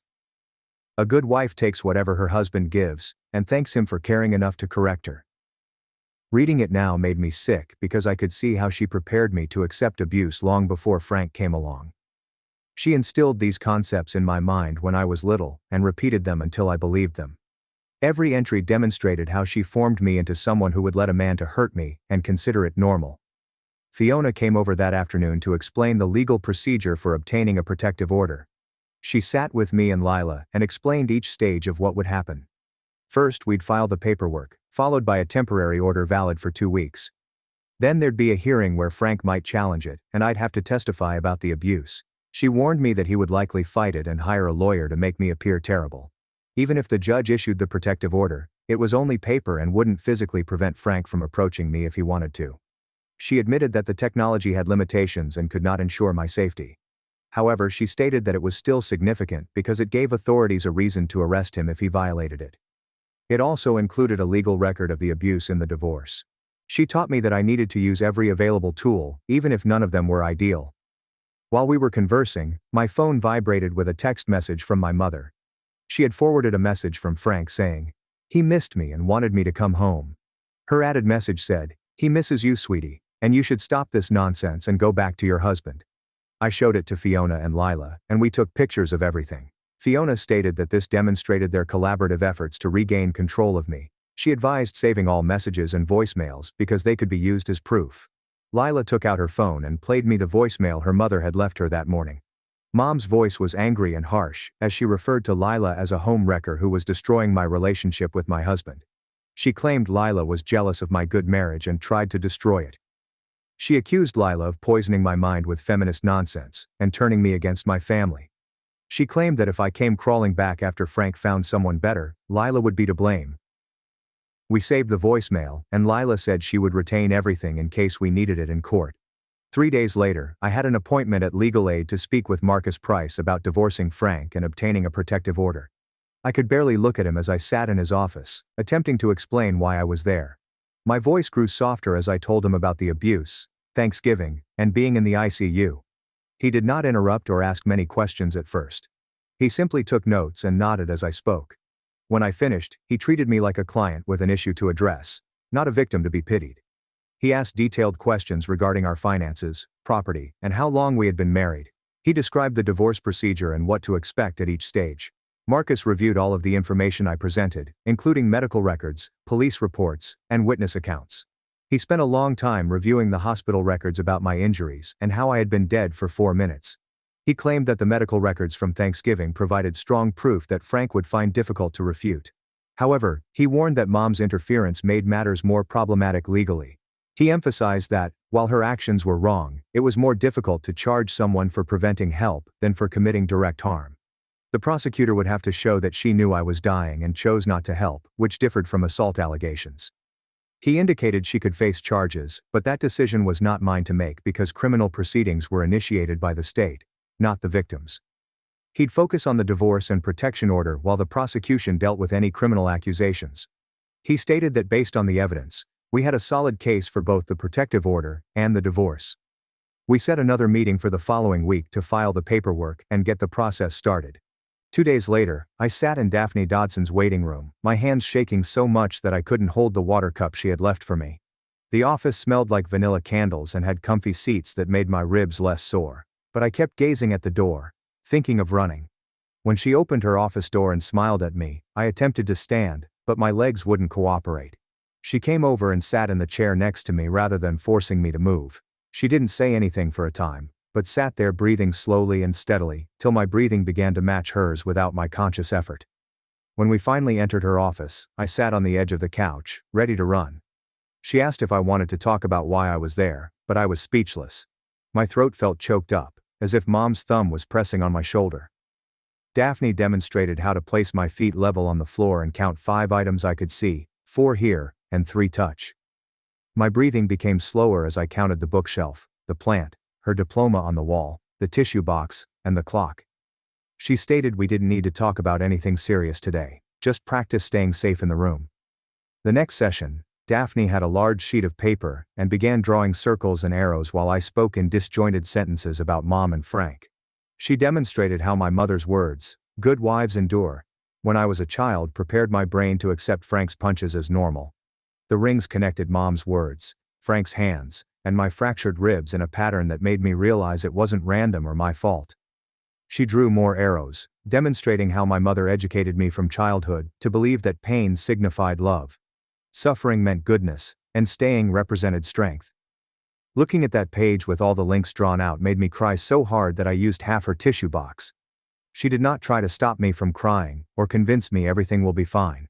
She just sat there, holding space, as I fell apart. Later that week, I needed to contact my employer about extending my medical leave. The HR representative inquired gently about whether I felt safe returning home and if I required any adjustments. I gave vague replies about a medical emergency and recovery time, scared that she could tell what had happened. She told me to take all the time I needed, and that my work would be ready for me, but her cautious demeanor told me something was amiss. After I hung up, I vomited from the stress of trying to sound normal. The next morning, Detective Nancy called to say he had obtained all of my hospital records and met with the prosecutor to discuss charges. He stated that the medical evidence was compelling, particularly the portion about being dead for 4 minutes, but cautioned that family violence situations are often tricky. The prosecution considered prosecuting Frank with assault but was hesitant to charge Mom since showing she impeded help was more difficult than demonstrating direct harm. Nancy said he'd keep pressing, but he couldn't guarantee what would happen to Mom. 3 days later, Grandma called and asked to meet at a coffee shop. She appeared older than at Thanksgiving, with black circles under her eyes and her hands trembling as she held her cup. She told me she felt Frank was causing me pain, but she didn't want to interfere with my marriage since that's not what her generation did. She apologized, but when I asked if she'd testify about what she saw on Thanksgiving, she shook her head and said she couldn't go against her mother in court. She continued repeating that families stay together and solve things discreetly. I departed feeling even more alone than before, knowing that even Grandma would prioritize Mom over my safety. Meanwhile, Lila was working on Aunt Deb, who finally acknowledged over the phone that she witnessed Mom hurting me at Thanksgiving and hadn't slept well since. Lila recorded the call in which Deb recounted seeing Mom press on my bruises and prevent others from calling 911 while I was getting blue. Deb claimed she was caught between family loyalty and doing the right thing, but the image of me coughing up blood tormented her. She stated that she would be willing to prepare a statement, but wanted time to think about testifying. The next shock came when I attempted to buy groceries and my card was refused. I called the bank and discovered that Frank had emptied our joint account and canceled all of my credit cards the day after I received the protection order. After 8 years of marriage, I found myself without any money. The financial control I had never acknowledged previously hit me like a punch in the ribs. I sat in my car in the grocery store parking lot, panicking about how I was going to pay for food, petrol, and everything else. Fiona met me at Starbucks and assisted me in applying for emergency grants for survivors of domestic violence. She had a folder full of applications and led me through each one while I tried not to cry from the humiliation of needing charity. She reminded me that economic abuse was part of the pattern and that Frank stealing the money was just another tactic to control and push me back. She assisted me in applying for food assistance, emergency grants, and even a grant for crime victims. It felt humiliating, but she insisted that surviving was not disgraceful. A week later, Frank's lawyer sent him a big packet. The letter within depicted our marital difficulties as a simple argument that escalated, as if we had battled over what to watch on TV rather than him shattering my ribs. His version said that my injuries were accidental, possibly caused by a fall, and that I was exaggerating everything to gain attention. Reading his lies about how he never meant to hurt me, and how everything was a misunderstanding made me realize he would never accept responsibility for anything. He also stated that I was psychologically unwell and needed assistance rather than a divorce. The same day, Bella spent hours writing her formal statement to the police. She mentioned exact times and particular facts of Thanksgiving, such as how Mom slapped Lila's phone away at 3:47 p.m., and how she pressed on my bruises at 4:15 p.m., while family members watched. She described how her mother prevented many people from contacting 911 even as I turned blue and stopped breathing. She recounted the moist sound of my breathing, the blood on my hands, and my mother's comment that I was being dramatic as my lung collapsed. Bella's statement was 8 pages lengthy and included medical observations regarding my symptoms, which indicated internal bleeding and respiratory difficulty, but my mother ignored them. 2 days later, I drove to my mother's house because I wanted my birth certificate and social security card for legal purposes. My hands shook on the steering wheel as I drove into the driveway, where I'd parked hundreds of times before. I knocked on the door and heard her footsteps approaching. She opened it just slightly and looked at me through the gap. "What do you want?" she inquired. I told her I needed paperwork from the downstairs filing cabinet. She opened the door wider, but her arms were crossed, obstructing the entrance. "You're dead to me unless you go back to Frank and fix your marriage," she told me. I attempted to step around her, but she moved to block me again. I said that I just needed my papers, and will leave. She shook her head and explained that those documents belonged to a daughter who knew how to be a decent wife. I tried to shove past her, but she grabbed my side just where my ribs were still healing. The pain surged through me like lightning, and I stumbled backward, gasping for oxygen. She pushed harder, claiming that this was nothing compared to what I deserved for destroying our family. I backed away and dashed to my car, while she yelled at me from the doorway. The next morning, Detective Nancy called to report that he had interrogated Frank at his lawyer's office. Frank claimed I was lying and that he had only pushed me once in self-defense when I attacked him. Nancy claimed Frank couldn't explain why defensive pushing would result in shattered ribs and a punctured lung. Frank continued changing his version of what happened that day, stating I fell down the stairs, then I ran into a door. Nancy was documenting every contradiction and creating a timeline that demonstrated Frank's story did not fit the medical facts at all. That night, I awoke at 2 a.m. I felt like I was drowning again, exactly as on Thanksgiving. My chest felt tight, I couldn't breathe, and the room was whirling. Daphne had taught me to count the number of objects I could see, touch and hear: 5, 4, and 3. I focused on the lamp, dresser, window, doorknob, and ceiling fan. I touched the bedding, pillow, phone, and wall. I could hear cars outside, the heater was running, and my breathing was slowing.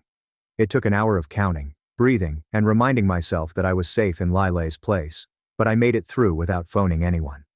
The following week, Daphne laid documents across her desk, documenting every instance Frank had wounded me during the previous 8 years. We documented each incident with dates, what caused it, and how severe the injuries were.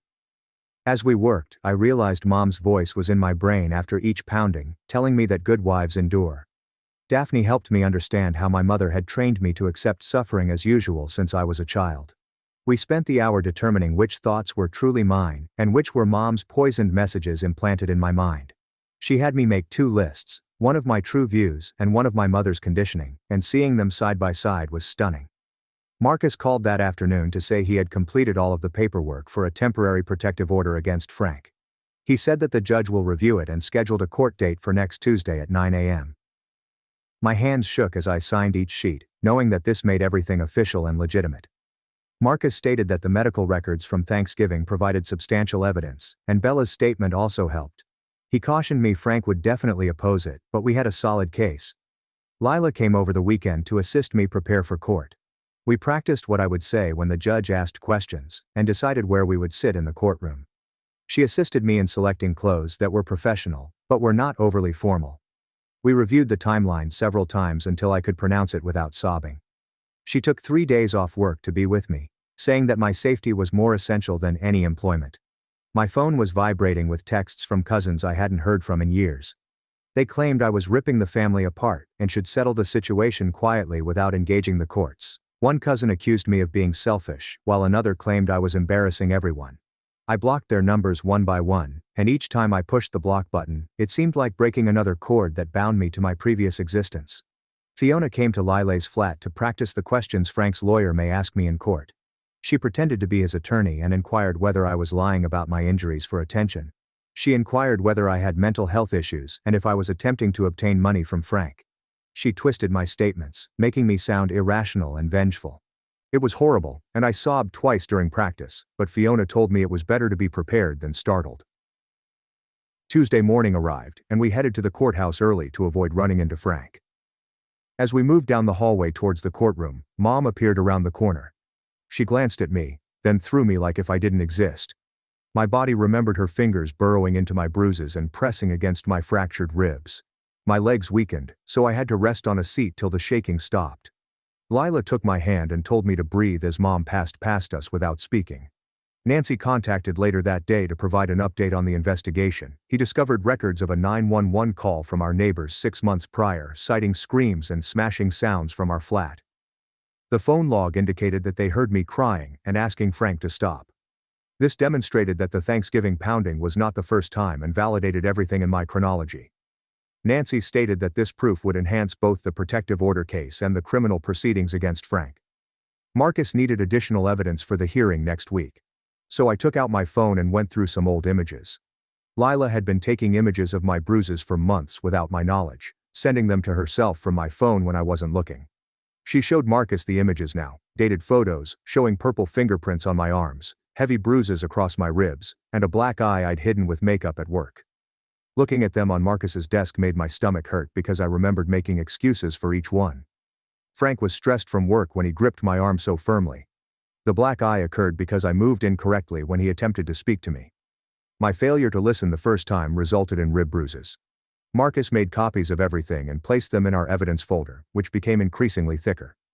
Tuesday morning arrived quickly, and we drove to the courtroom at 7 to avoid running into Frank in the parking lot. The courtroom was smaller than I had anticipated, simply a standard room with wood panels and terrible benches. My hands were shaking so badly that I couldn't handle the water cup Lila had given me. When the judge arrived at 9 o'clock, Frank was already there with his counsel. They were both dressed in beautiful clothes and appeared to be in good spirits. When my name was called to testify, my legs felt like jello while stepping to the witness stand. The court asked me to describe what had happened, and my voice was small and terrified. I told him about Frank striking me, the bruises, and Thanksgiving, when my mother pressed on my injuries and refused to allow anyone call for help. The judge asked more questions, and I forced myself to answer each one, despite my want to go. Frank's lawyer then stepped up and began questioning whether I was making something up for attention. He added, "Maybe I was confused about what really happened. Maybe I was mentally unstable. Maybe I just wanted money in the divorce." I adhered to the facts and pointed to the medical documents, which showed I was dead for 4 minutes. He persisted, adding, "I was exaggerating, but I had the evidence right there in black and white." Nancy took the stand next, and detailed his entire inquiry step by step. He exhibited the neighbor's 911 call records, Bella's written Thanksgiving statement, and images of the crime scene at Mom's house, which included blood on the dining room floor. Lila testified about shattering the window to save my life, while my mother accused me of being dramatic. The evidence continued to pile up on the judge's desk, despite Frank's skepticism that it was all real. Mom was expected to appear, but her chair remained empty the entire time. The judge took what seemed like hours to go through everything before speaking. He approved the protective order for 2 years and stated that the case would be referred to the prosecution for criminal proceedings. He warned that criminal trials sometimes take years, but the protective order went into effect right away. Mom stormed out of the courts when she heard the result, and Frank's lawyer stated that they will appeal everything. That afternoon, I went to look at apartments using the emergency housing voucher Fiona helped me obtain. Even with assistance, the first 3 options were prohibitively pricey. But the 4th option was a small studio above a pizza parlor that I could afford. The walls were thin, and you could hear every automobile passing by. In addition, the heat hardly worked, and the kitchen consisted of only a hot plate and a little fridge. But Frank didn't have a key, which made it ideal. I signed the lease right there and received my keys for the first time in years. Daphne visited me for therapy that week and said I had clear evidence of PTSD from all that had transpired. She stated that we would have to work together for a long time to process all of the pain, not only from Thanksgiving, but also from years of abuse. She set little goals for me, such as getting through one day without a panic attack, rather than expecting me to instantly feel better. We practiced breathing exercises, and she showed me how to center myself when flashbacks occurred. My first night in the apartment was chaotic since every sound made me jump. When my car door slammed, I double-checked the locks. Someone strolling up the stairs caused my heart to rush. The pizza store shutting at midnight sounded like someone was attempting to break in. I checked the locks 3 times, then 3 more times, and finally shoved a chair against the door to make sure. I eventually fell asleep on the floor mattress. And despite the fact that I woke up afraid twice during the night, I awoke safe. Nobody was there to hurt me or tell me what I was doing wrong. Marcus contacted the next day to clarify what would happen next with the legal situation. The divorce would take months to finalize, possibly 6 months or even a year, depending on how hard Frank fought it. Wrong charges against Frank could take even longer, and he admitted that Mom was unlikely to face any charges because prosecutors rarely go after those who support abuse, even if what she did was wrong. It was unfair, but that was how the system operated. Monday arrived, and I had to return to work part-time since I needed money and my medical leave was up. Walking inside the office made me feel as if everyone was staring at me, even though they probably weren't. People questioned where I'd been, and I just said that I was on medical leave and shifted the subject. One coworker pressed for information, but I was getting better at setting limits and simply stated that it was medical and personal. My workstation seemed strange after so much time away, but everything was routine and uninteresting, and no one there wanted to injure me. That night, Lila gave me her phone, and the family group chat was going nuts, with everyone taking sides over what happened on Thanksgiving. Some cousins believed Mom was only trying to help, while others argued she should have phoned 911 when I coughed up blood.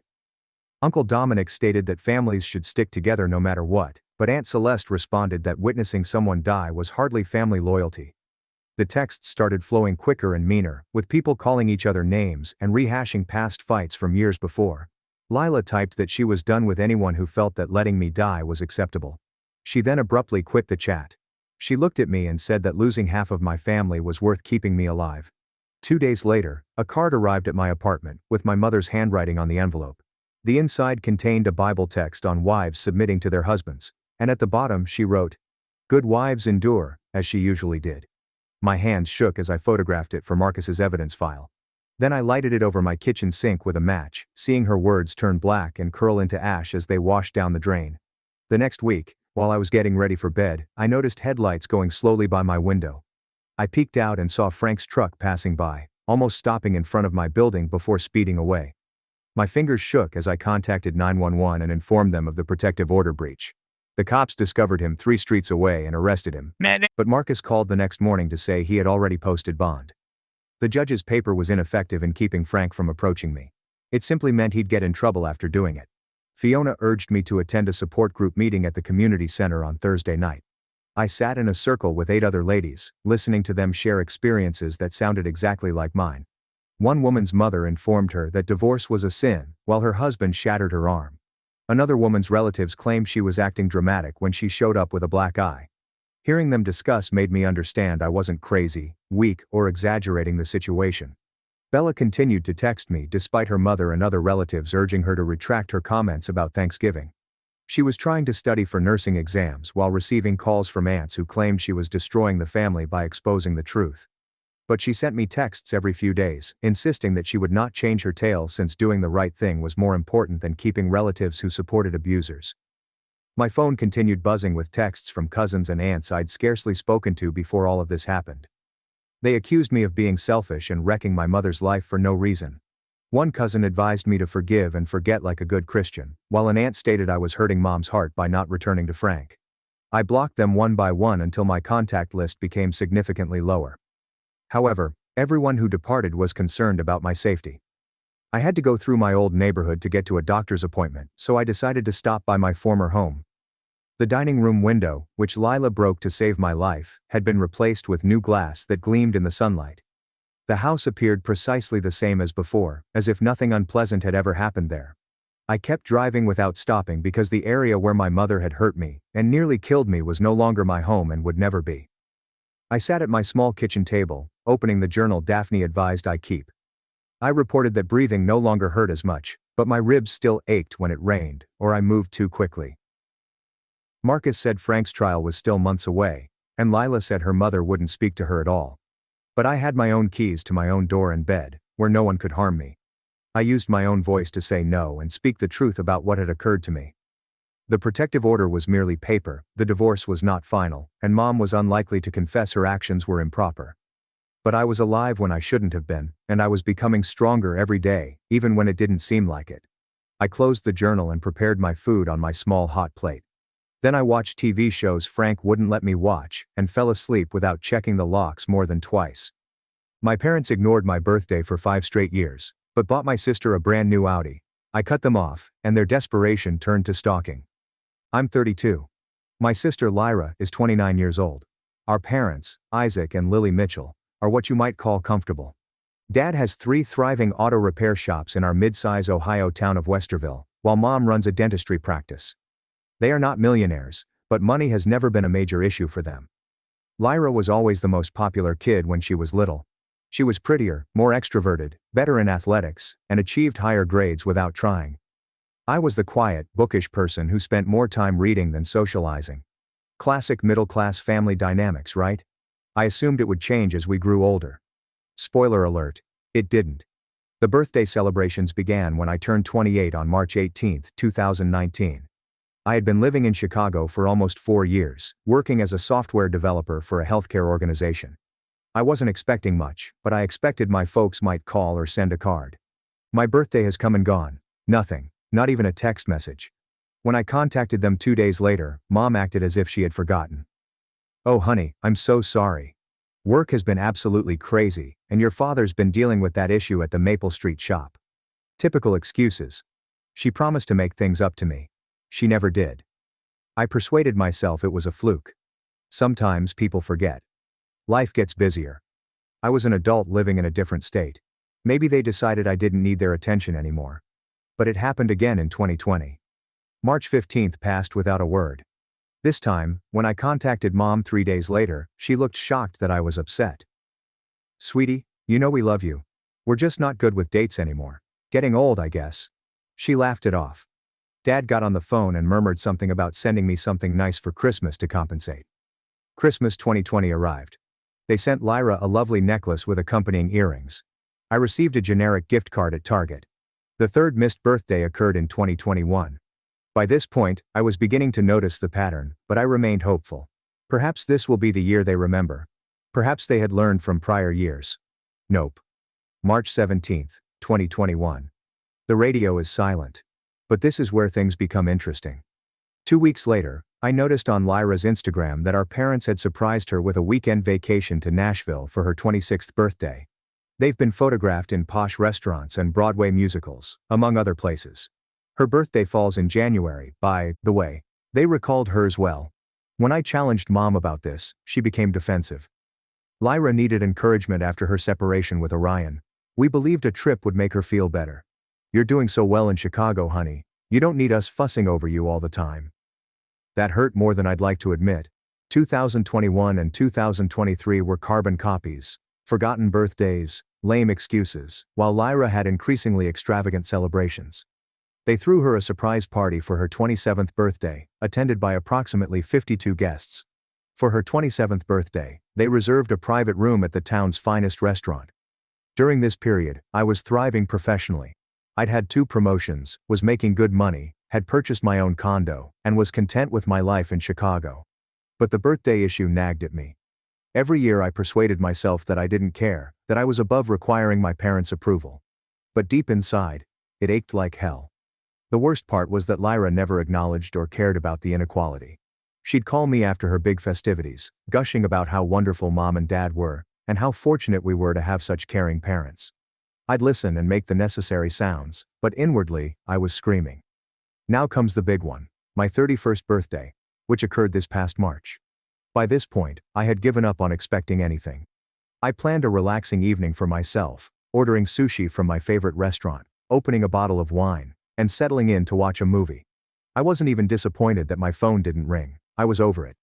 But the next day, my friend Callista, who is connected to Lyra on social media, emailed me a screenshot that made my blood run cold. Lyra's Instagram story featured a shot of her parents handing her the keys to a brand new Audi Q7. The caption stated, "An early birthday gift from the best parents in the world." They said they wanted to make sure I'm safe on the roads. I'm so blessed. Number grateful, number best parents, number new car.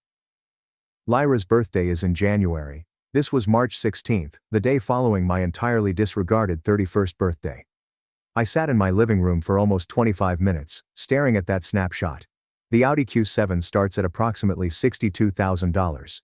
These individuals couldn't remember to give me a $6 birthday card, but they could spend $62,000 on a luxury SUV for Lyra because they wanted her to be safe on the road. That night, I took a life-changing decision. I didn't say they were screaming, I did not send angry texts, I did not confront Lyra. Instead, I quietly began banning them on all platforms: Facebook, Instagram, Twitter, their phone numbers, and emails. I also blocked Lyra. I unfriended mutual family friends who could function as flying monkeys. I even blocked my Aunt Katie, who has always been the family gossip. I didn't say what I was doing. I did not send a grandiose farewell message. I suddenly vanished from their digital life entirely. The first several days were calm. I felt a peculiar sense of relief, as if I had been holding my breath for years and could now release. I poured myself into work, socialized with friends, and began taking pottery classes.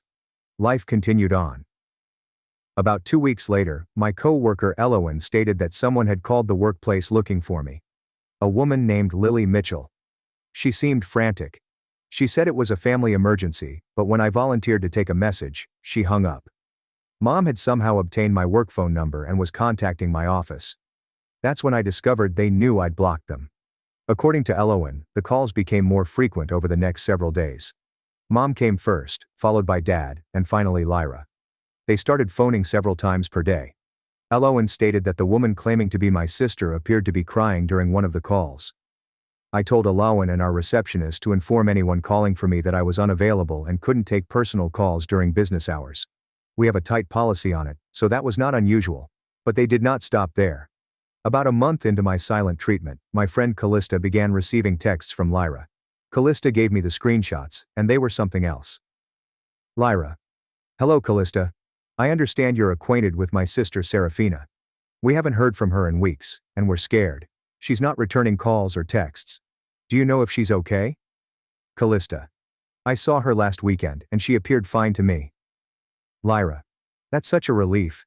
We thought something horrible had happened. Can you get her to call home? Mom is beyond herself with concern. Callista. I can suggest it, but Serafina is an adult. If she isn't phoning, there could be a reason. Lyra, I'm not sure what we could have done wrong. We have always been such a tight family. I almost laughed out loud when I read the last message. The communications to Callista persisted for several weeks. Lyra described my parents as devastated, concerned, unwell, and unable to eat or sleep since they had no idea what had happened to their precious daughter. According to her, Dad was thinking about hiring a private detective to make sure I was okay. The modification was so evident that it might nearly be considered creative, but the actual brilliance arrived 2 months later. Callista emailed me a long, rambling voice message that Lyra had sent to her. I'm paraphrasing here, but it was basically a 20-minute sob story about how the family was breaking apart without me. How Mom sobbed every day. Dad had been drinking more than normal. It was almost probably a falsehood. Dad rarely drinks. They couldn't fathom what they had done to deserve this treatment. The clincher was the finale. We know Serafina's birthday is coming up next year, and Mom is already arranging something extra special to compensate. Well, if we've missed it in the past, we just need her to return home so we can be a family again. 5 years, 5 birthdays, entirely forgotten. And suddenly it seemed as if we had somehow missed it. But wait, things get better. Around the same time, I discovered they had been contacting other acquaintances of mine. Ophelia, my college roommate, contacted me giggling over a Facebook message she received from my mother. According to Ophelia, Mom had sent her a lengthy message inquiring if she had heard from me, expressing concern for my mental health and well-being, and wondering if I was experiencing a breakdown. The message appeared to contain a lot of information about Lyra's success and happiness, how proud they were of her new job, how she had begun working at Dad's firm, and how they simply wanted their entire family to participate in the delight. Even in their fear, they couldn't help but focus on Lyra. My coworker Theron received an even stranger approach. Dad saw him on LinkedIn and sent him a professional-sounding message, asking whether I was doing well at work and if there were any worries about my mental health that the family should be aware of. Theron was so confused that he took a screenshot and quickly texted it to me. That crossed the line. Attempting to interfere with my professional life was intolerable, but I remained firm. I did not respond to any of it. I just watched from my serene, drama-free cocoon as they descended deeper into terror.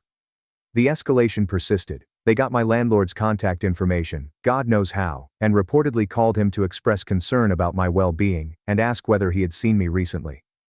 My poor landlord, Mr. Navarro, was completely perplexed. He called on my door one evening to see whether everything was fine with my family, as he had received some weird calls. They contacted my gymnasium. They obtained the number from my dentist's office. They were looking everywhere for someone, anybody, who could certify my survival and force me to contact them again. The most invasive thing they did was find my building's main phone number through the property management firm. Chicago apartment buildings with doormen are often security-minded, so I was surprised when Cassian, the evening doorman, revealed that a woman claiming to be my mother had contacted the building's main office to inquire about me. She seemed quite concerned. Cassian informed me she hadn't heard from you in months and wondered if you were okay. I told her I couldn't offer her any information about the occupants, but she kept asking if I'd seen you come and depart. She seemed to be crying. Mom had found the main phone number for my building and was calling to interview the staff, which was both remarkable and scary. It demonstrated a degree of determination that bordered on stalking. I also discovered that they had been calling my doctor's office in Chicago. Dad apparently utilized his business ties in the automobile industry to find out which medical organization I used based on my insurance information. My doctor's receptionist mentioned it at my annual physical, wondering whether everything was fine with my family after receiving some strange calls from people claiming to be my parents and inquiring about my health status. She assured me that we had not given them any information. HIPAA prohibits us from revealing any information, however the woman was persistent and appeared distressed. The medical privacy regulations rescued me there, but the fact that they were ready to attempt to access my health information without my permission was another red flag. Around the 6th month of my silence, I realized that they had escalated to a level of social media stalking that was quite worrisome. My friend Theron showed me a copy of a Facebook message he received from someone who used a false profile with a stock photo and the name Katie Miller. The message began with the following. Hi Theron, I'm a family friend of Serafina Mitchell. We're very concerned about her well-being and haven't been able to reach her for several months. Could you please ask her to contact her family? We're very worried something might have happened to her. Thank you. Theron checked the profile and discovered it had been created just days before the message was sent. There was no other activity and no mutual friends between either of us.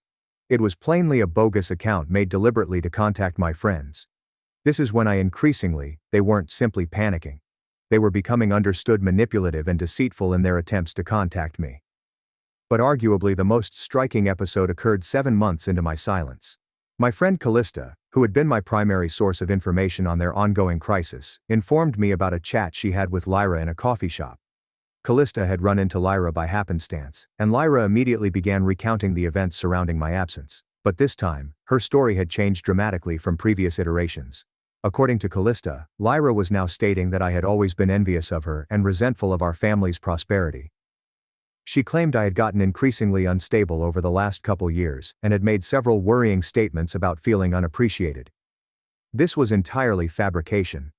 I had never exhibited jealously to Lyra or made any disturbing remarks. If anything, I'd been too successful at concealing my angry feelings and maintaining a cheerful demeanor during family gatherings. However, Lyra seemed to have convinced herself that my disappearance was the product of long-simmering mental health concerns, rather than valid objections about how I was handled. She told me you'd be enacting paranoid, Callista claimed. Claiming that they love me more than you, which she said was obviously not true because your parents love you both equally. She said they were concerned you'd have a breakdown. The gas illumination was amazing. They had reframed my valid concerns about differential care as signs of mental illness and paranoid delusions. She also said, Callista added, that they'd offered to pay for therapy for you several times, but you'd refused because you didn't believe anything was wrong with you. This was a complete falsehood. They had never offered to pay for therapy for me. They had never indicated that I would benefit from therapy. In fact, when I mentioned seeing a therapist in Chicago during one of our phone calls a few years ago, Mom's response was, "What for? You seemed fine to me." But now, in the revised narrative, I was the unstable daughter who refused help, and they were the loving parents desperately trying to get me the help I needed. Callista, to her credit, did not purchase any of it. I told her that you seemed perfectly fine to me, and that maybe if you weren't talking to them, there was a good reason for it. That wasn't something she liked. Lyra had grown clearly irritated when Callista suggested that there might be a reasonable cause for my silence. She continued adding, "But we're such a tight family. We've always been this way. Serafina understands how much we adore her." The deception was so strong that I almost felt sad for her. Almost. But what struck me most about Callista's testimony was how Lyra portrayed herself as the primary victim in all of this, rather than our parents, who were apparently concerned about me. Lyra was the one who suffered the most because of my absence. She claimed she felt as if she had lost her dearest friend. Callista told me she talked about how you two used to tell each other everything, and how she didn't understand what she had done wrong to make you dislike her. Again, this was revisionist history. Lyra and I were never best friends. We had never told each other everything. We had been polite siblings who got along well but were not particularly close. But, in her eyes, we'd had this deep, important relationship that I'd cruelly ended by vanishing. The most disturbing part was when Callista indicated that Lyra had requested her to keep an eye on me and report back if I appeared to be in difficulty or required assistance. She gave me her phone number and asked me to call her immediately if you seemed depressed or said anything worrying. She said the family was prepared to stage an intervention if necessary. What kind of intervention was this? For establishing boundaries and removing poisonous individuals from my life. The thought that they could try to force their way back into my life under the guise of assisting me was horrifying. It demonstrated how far they were ready to go to avoid admitting their own involvement in this issue. This talk with Callista was what drove me to be more concerned about my privacy and security. I altered my work schedule slightly to avoid being predictable. I changed my routes home. I became more cautious about what I communicated on social media, even with privacy settings. It sounds crazy, but with their rising conduct, I wasn't taking any chances. The most strange aspect was witnessing how this affected Lyra through social media posts that friends would periodically send me. Her Instagram feed shifted from frequent updates about her perfect life to increasingly distraught messages about family, unconditional love, and missing significant people. She shared a flashback photo of the two of us from Christmas 2018 with the message, "Family is everything," and said she was sending love to everyone who needed it right now. People asked whether everything was okay in the comments, to which she responded with vague sentiments about being in a difficult situation and hoping for a quick resolution. The most manipulative post had a photo of her with our parents at a restaurant. All of them appeared melancholy, with the message, "Dinner with Mom and Dad. Some chairs feel empty tonight. Love you guys. Family isn't the same when someone is missing. $, family $, love $, missing you." She obviously tagged me in it, but because I blocked her, I only saw it when Callista texted me a screenshot. Around this time, I began to see additional patterns that revealed how deeply this preference ran. While archiving old images on my laptop, I stumbled across photos from family events over the years. Looking at them with new eyes was like witnessing our family dynamics in high definition for the first time. Lyra was the focal point of each photo. Birthday celebrations where she was surrounded by relatives and I stood awkwardly to the side. On Christmas mornings, the mound of presents in front of her was literally twice the size of mine. Graduation photos showed Mom and Dad flanking Lyra with great smiles, while I took a hurried snapshot that appeared to be an afterthought. There was one shot at Lyra's high school graduation that really touched me. Our parents had booked a private room at a country club for her party. There were approximately 40 people there, including a professional photographer, a special cake, and the works. When I graduated from high school 3 years ago, we went to Olive Garden with only my immediate family. I persuaded myself at the time that it was because Lyra was more social and had more friends who wanted to celebrate. But looking at that shot now, I see my 17-year-old self in the background, attempting to grin while feeling absolutely insignificant. The more I thought about it, the more cases I recalled. Lyra acquired her first automobile at 16, a practically new Honda Civic that her father had spent weeks researching and test driving with her. When I reached 16, I received Dad's old pickup truck, which barely worked and smelled like motor oil. "It'll teach you responsibility," he had stated. Lyra's car is more reliable for her after-school activities. Lyra participated in drama club and student government. My after-school activities included working part-time at a local bookshop to save for college, but somehow, she was the one who required reliable transportation. College was another sharp contrast.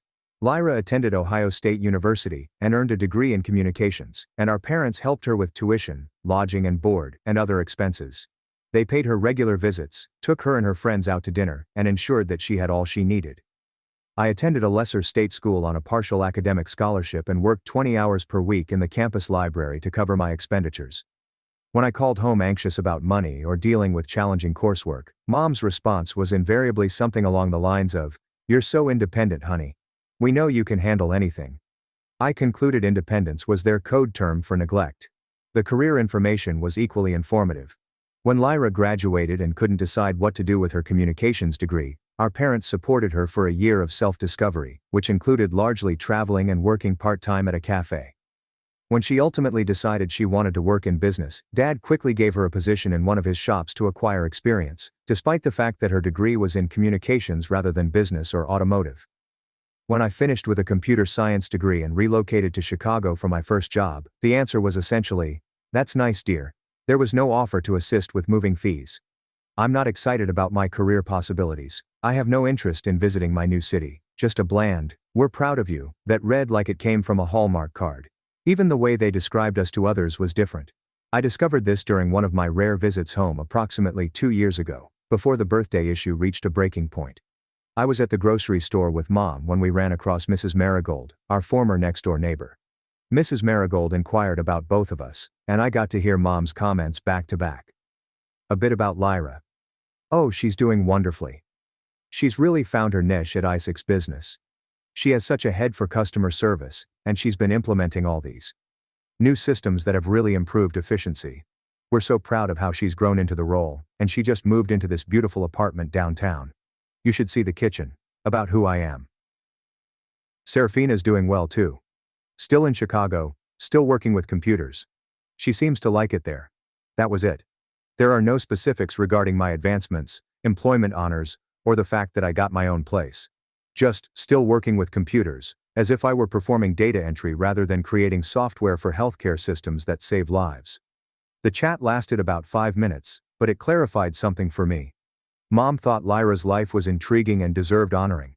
My life was perfectly fine, nothing to be enthusiastic about. I began paying closer attention to these encounters during family visits, and the pattern was consistent. Lyra's accomplishments were proclaimed with pomp and thorough explanations. Mine was just mentioned briefly, if at all. When Lyra was promoted to assistant manager at Dad's shop, they hosted a family meal to celebrate, including our aunts and uncles. When I was promoted to senior developer, which came with a big salary raise and increased duties, Mom texted me, "Congratulations, honey. Dad says to tell you he's proud." The texting became another cause of frustration. Lyra received long, conversational phone conversations from Mom several times per week. When I tried to start a discussion, I received quick texts with few reply. "You are correct. Just finished a big project at work. The client was really happy with our solution." My mom, "That's great, honey. Glad work is going well." Lyra's equivalent conversation would have been a 30-minute phone call with detailed questions about the client, the project, her feelings about the work, what her coworkers thought, what she planned to do to celebrate, and, most likely, what she ate for lunch that day.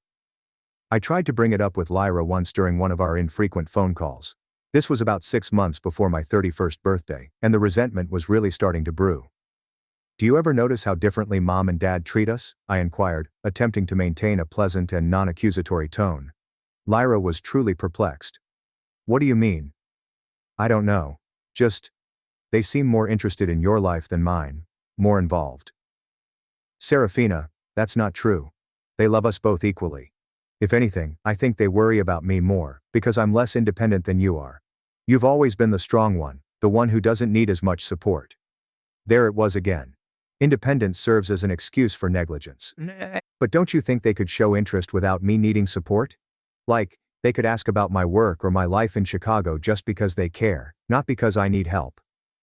Lyra remained quiet for a moment. She continued, "I think you might be overthinking this. Mom and Dad aren't perfect, but they're good parents. Maybe they express love differently with each of us." That chat made me realize Lyra actually didn't notice the disparity. To her, the way our parents treated her was simply typical family devotion. They also treated me normally, albeit in a different way for a different daughter. Around this time, I began chronicling things. At first, I was only taking mental notes, but I eventually started writing them down. Partly for my own sanity, and partly because the patterns were so obvious that I suspected I was hallucinating them. Christmas 2021 was the perfect illustration. Lyra received a professional massage package, a stunning jewelry box, 3 new outfits, and a weekend spa getaway. The entire worth had to be far more than $1,000. I received a generic gift basket containing chocolates and bath goods that appeared to have come from a corporate holiday brochure. When I opened the gift basket, Mom said, "We thought you could use some relaxation after working so hard." It sounded sweet until I realized it was the identical gift basket she had given to the receptionist at her dentist practice. Lyra, on the other hand, shouted with glee at each gift, embraced our parents several times, and shared numerous Instagram stories about how privileged she felt and how wonderful our parents were. I smiled and responded, "Thank you for the gift basket. What else could I do?" The documentation was useful later because it let me recognize that I wasn't insane or unduly sensitive. The differential treatment was genuine and quantifiable. Over the course of a year, I noted 11 occasions when Lyra received substantial presents or festivities for various events. Birthday, promotion, New apartment, breakup, consolation, unexpected thinking of you surprises, etc. In the same year, I received 2 generic gift cards. However, the most telling occurrence occurred approximately 8 months before the Audi scenario. Lyra contacted me crying after getting into a fender mishap in a parking lot. Nothing terrible, just a minor damage in her bumper and a scraped headlight. Nobody was wounded, and insurance would cover the repairs. Our parents arrived at the scene within an hour of Lyra's call. Dad dealt with both the insurance adjuster and the other motorist. Mom took Lyra to lunch to settle her anxiety.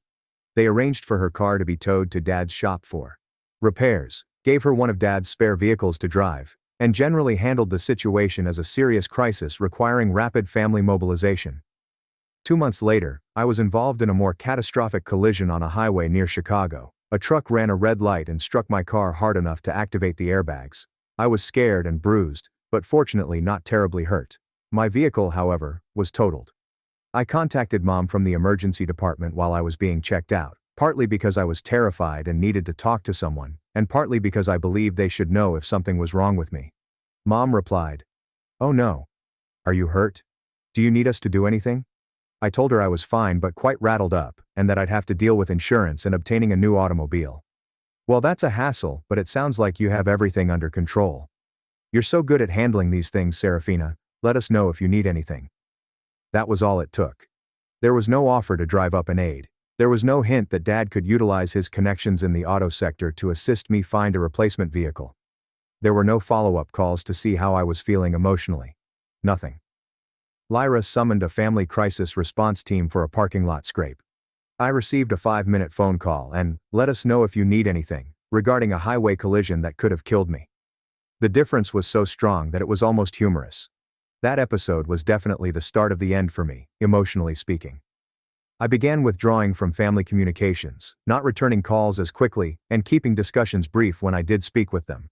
I was defending myself, although I didn't understand it at the time. Which takes me to another pattern I've noticed. They never questioned why I was becoming less talkative. Whether Lyra had started acting distant and short with them, they would have quickly wanted to know what was wrong, what they could do to cure it, and whether she needed help. When I started performing it, they appeared relieved.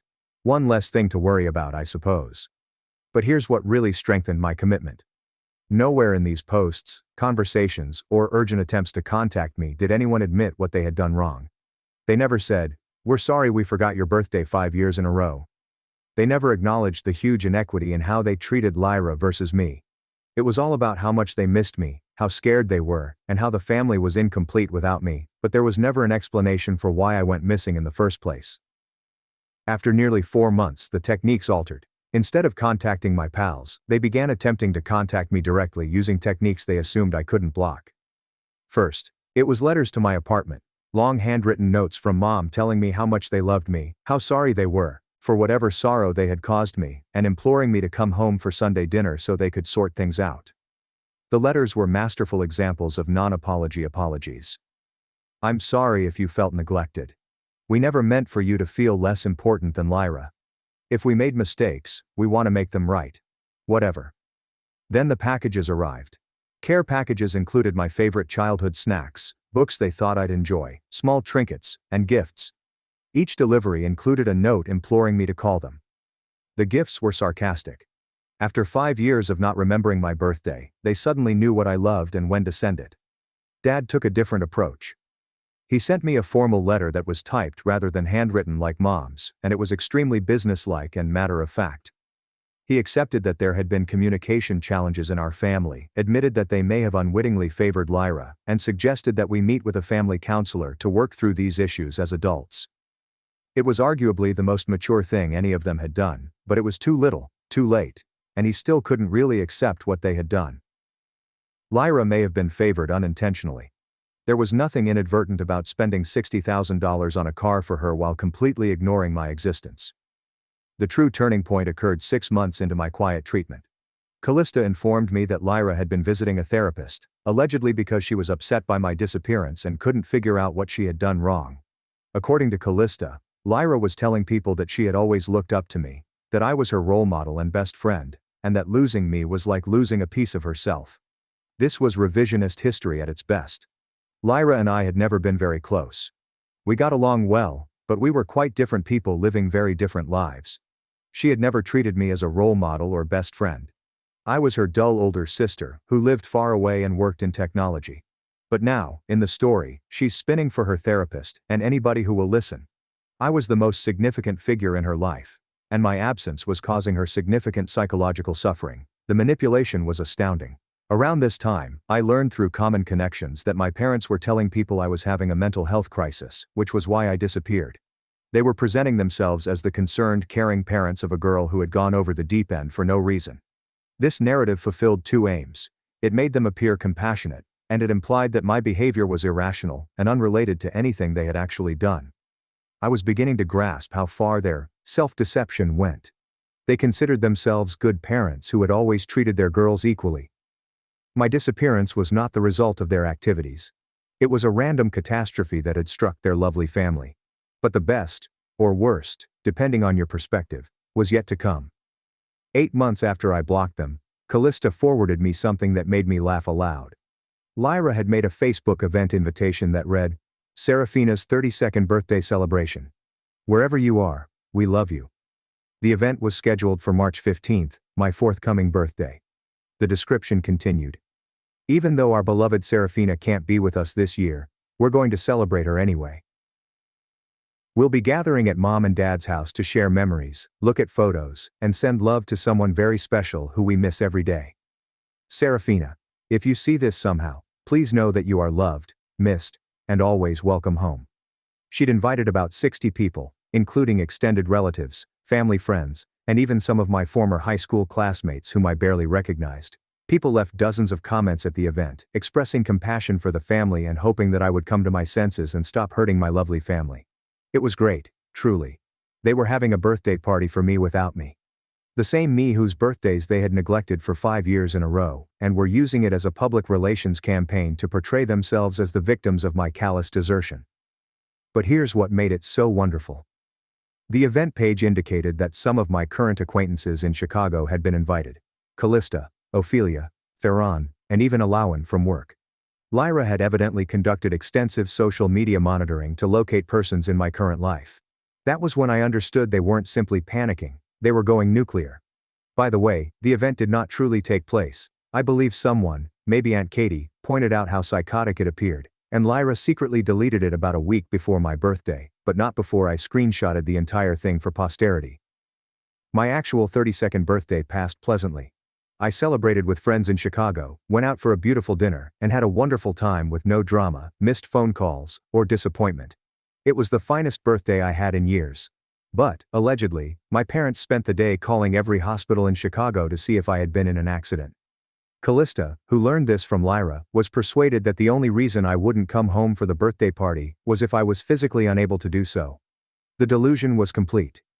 We've already reached the 1-year mark, 12 months since I blocked them all and disappeared from their life.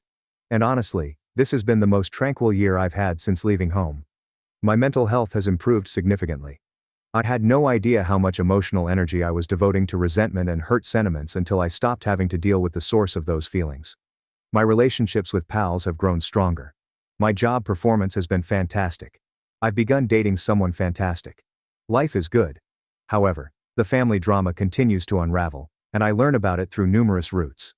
Lyra appears to have become more unstable during the past few months. She has either quit or been fired from her work at Dad's business.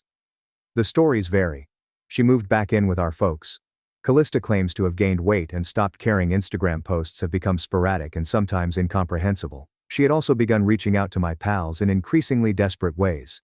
Regarding 3 months into my quiet, she sent Ophelia a 5-page handwritten letter regarding our childhood, begging her to tell her what she did wrong and provide any information about how to contact me. The letter was unnerving. It rambled over moments that I didn't even remember the same way, portrayed our relationship as much tighter and more profound than it had ever been, and included some very strange assertions about how she couldn't live without her big sister, and felt like half of herself without me. Ophelia was so anxious that she inquired if she should contact someone to conduct a wellness check on Lyra. My parents. This year appears to have marked a significant age shift.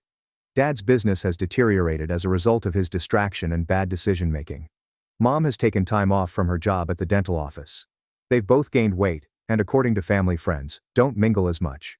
They also apparently spent thousands of dollars on a private investigator, who established that I am still alive and well in Chicago, but was unable to determine the exact cause of my estrangement. The birthday circumstance and familial favoritism were not something that would appear in public records or casual inquiry, thus the investigator was unable to determine why. The private investigator supposedly told them that based on his research, I appeared to be thriving, doing well at job, maintaining friendships, and living a regular life, which only added to their confusion. If everything was going great, why wouldn't I want my wonderful family in my life? Aunt Katie, the family gossip, appears to have become the situation's unofficial spokesperson. She's been telling everyone who will listen that I got involved with a horrible crowd in Chicago and was indoctrinated against my family. She has also claimed that I am in an abusive relationship with someone who is separating me from my support network. The bar for herself. Story evolves, but they are always absolved of any involvement. Here's what I've learned in the last year. My family is not capable of serious self-reflection. They can't admit that they mistreated me because it would mean admitting that they aren't the wonderful, perfect parents they imagine themselves to be. Instead, they've developed a complex scenario in which I'm either mentally ill, being misled by others, or experiencing an incomprehensible crisis unrelated to their conduct. And honestly, I'm fine with that. Their delusion is not my responsibility to correct. I've been seeing a therapist during this process, and she's helped me see that what I did, removing myself from a poisonous setting without drama or conflict, was the healthiest possible response. She refers to it as the gray rock method, brought to its logical conclusion. Instead than attempting to become uninteresting to toxic people, I simply removed myself from their life completely. The birthday was only a spark. The fundamental issue was that I had never felt properly respected or prioritized by these folks. I was the backup child, an afterthought, someone they could neglect because I was doing okay on my own. And you know what? They were correct. I'm doing well on my own. Better than fine, actually. I do not miss them. I assumed I would, but I don't. I don't miss the anxiety of knowing if they'll remember crucial events. I don't miss having to compete with Lyra for morsels of attention. I don't miss the daily low-level pain of being viewed as unimportant. What I gained from cutting them off was far more precious than what I lost. I attained peace. I developed self-respect. I regained the energy I had been wasting on hatred and broken sentiments. I acquired clarity about what I truly desire from relationships. And I got something else. The realization that I can live without them, that I do not require their approval, attention or love to be happy and successful. That is a powerful discovery. People ask me if I ever intend to reconcile with them. I honestly don't know. Maybe eventually, if they can sincerely admit what they did and why it was upsetting, we can have a dialogue. However, doing so would necessitate admitting their error. And I am not holding my breath. For the time being, I'm content to let them wonder, fret, and spiral into panic and uncertainty as they make desperate attempts to contact me. They forgot I existed for 5 years. They can now spend as much time as necessary remembering exactly what they lost.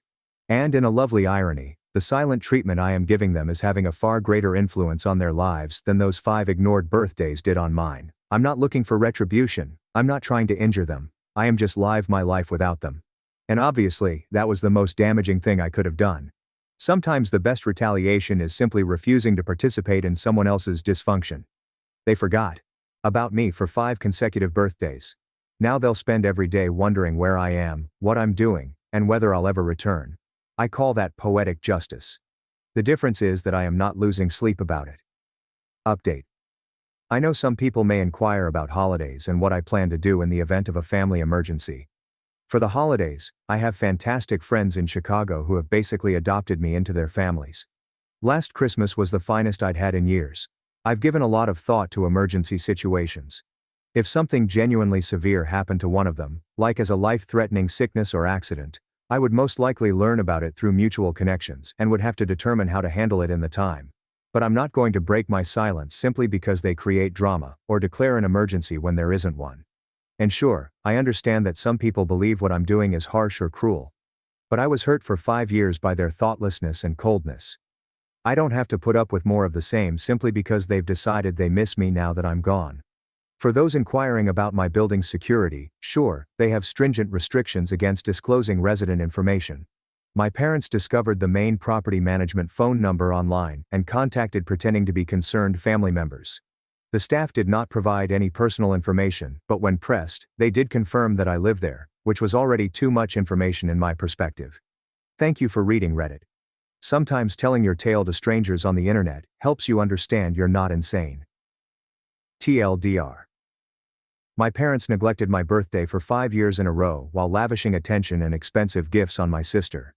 When they gave her a $60,000 Audi the day after forgetting my 31st birthday, I simply banned everyone and vanished from their lives.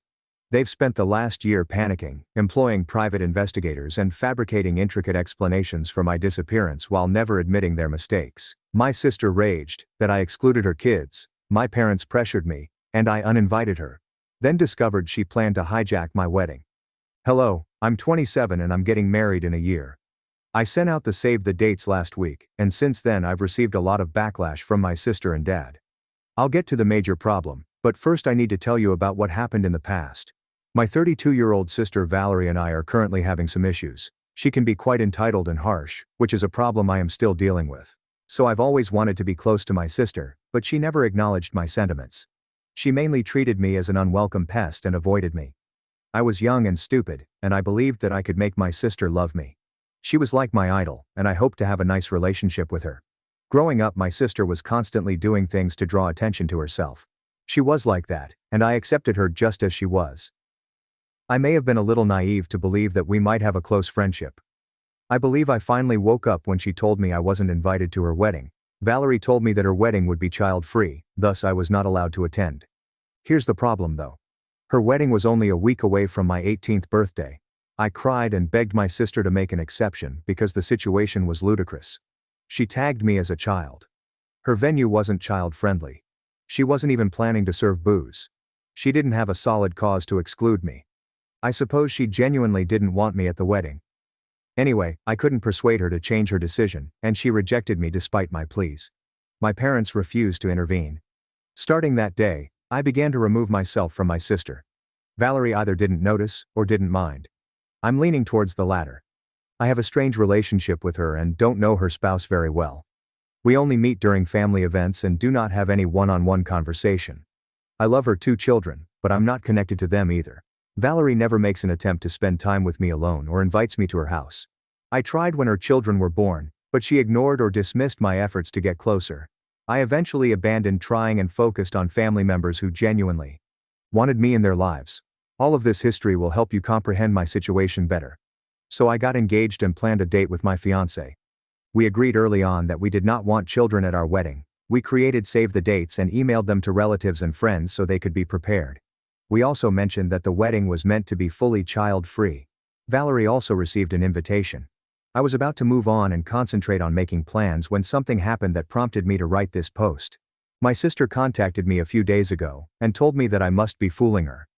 I didn't understand what all the uproar was about, so I politely asked her to explain what was wrong. Then, via her rants, I realized she was upset with the fact that I was having a childless wedding. Can you imagine it, guys? The woman who had a childless wedding was upset that I was having one. I couldn't believe what she said. I kept asking her whether she was serious, or if I had misunderstood anything. But my sister vehemently verified that I was correct in my assumption. She was upset that I was excluding children from the wedding.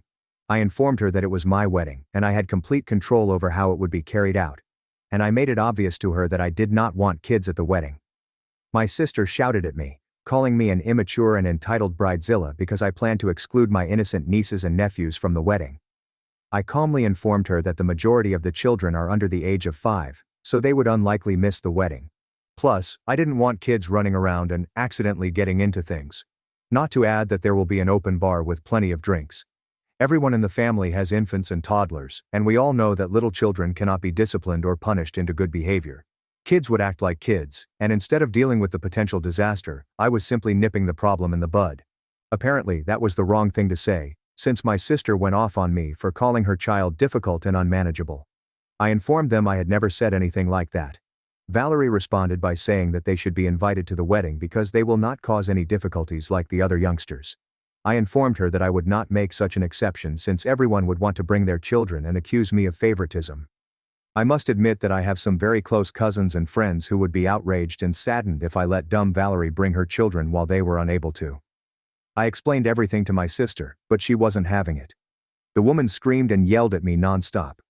After a while, I became really irritated with her and told her that she had no right to yell at me since she herself had a childless wedding.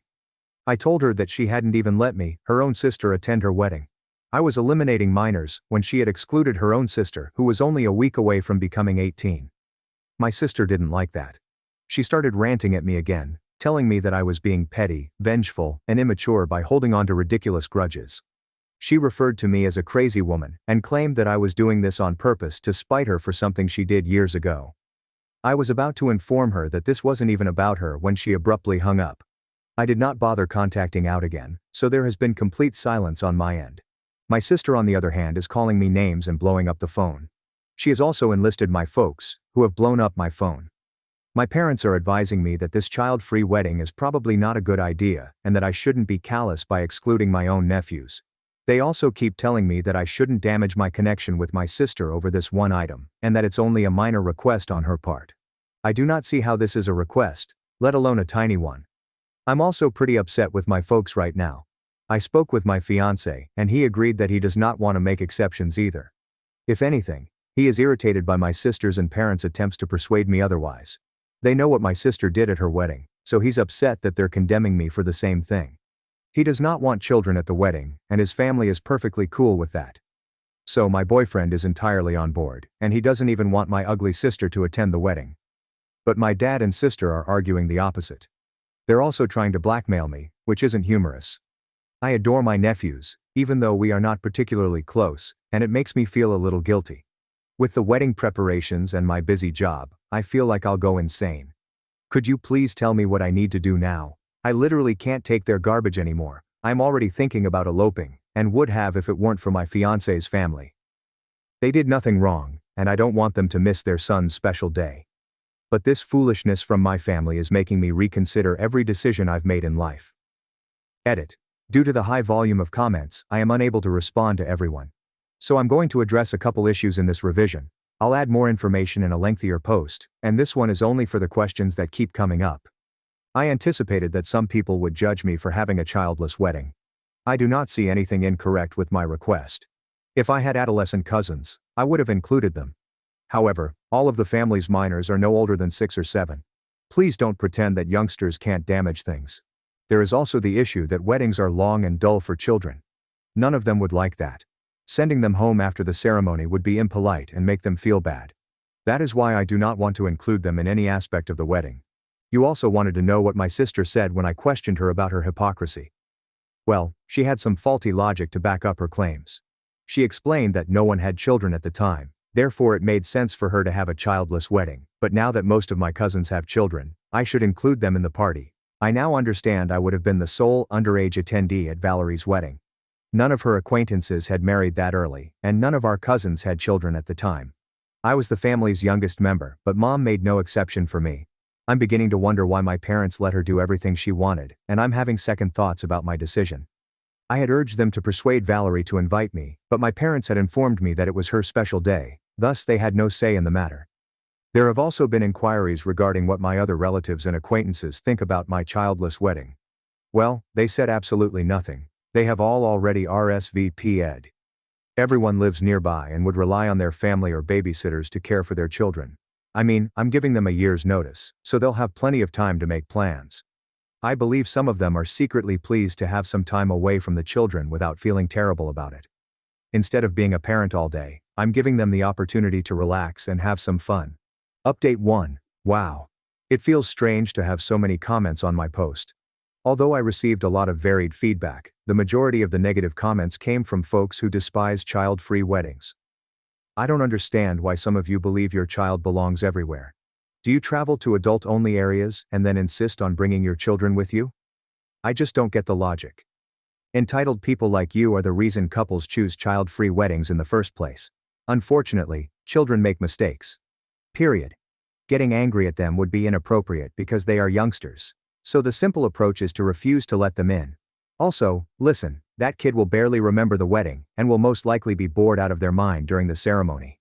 Do you know what bored youngsters do at wedding ceremonies? Stop acting as if children deserve to be anywhere. You two are no better than my sister.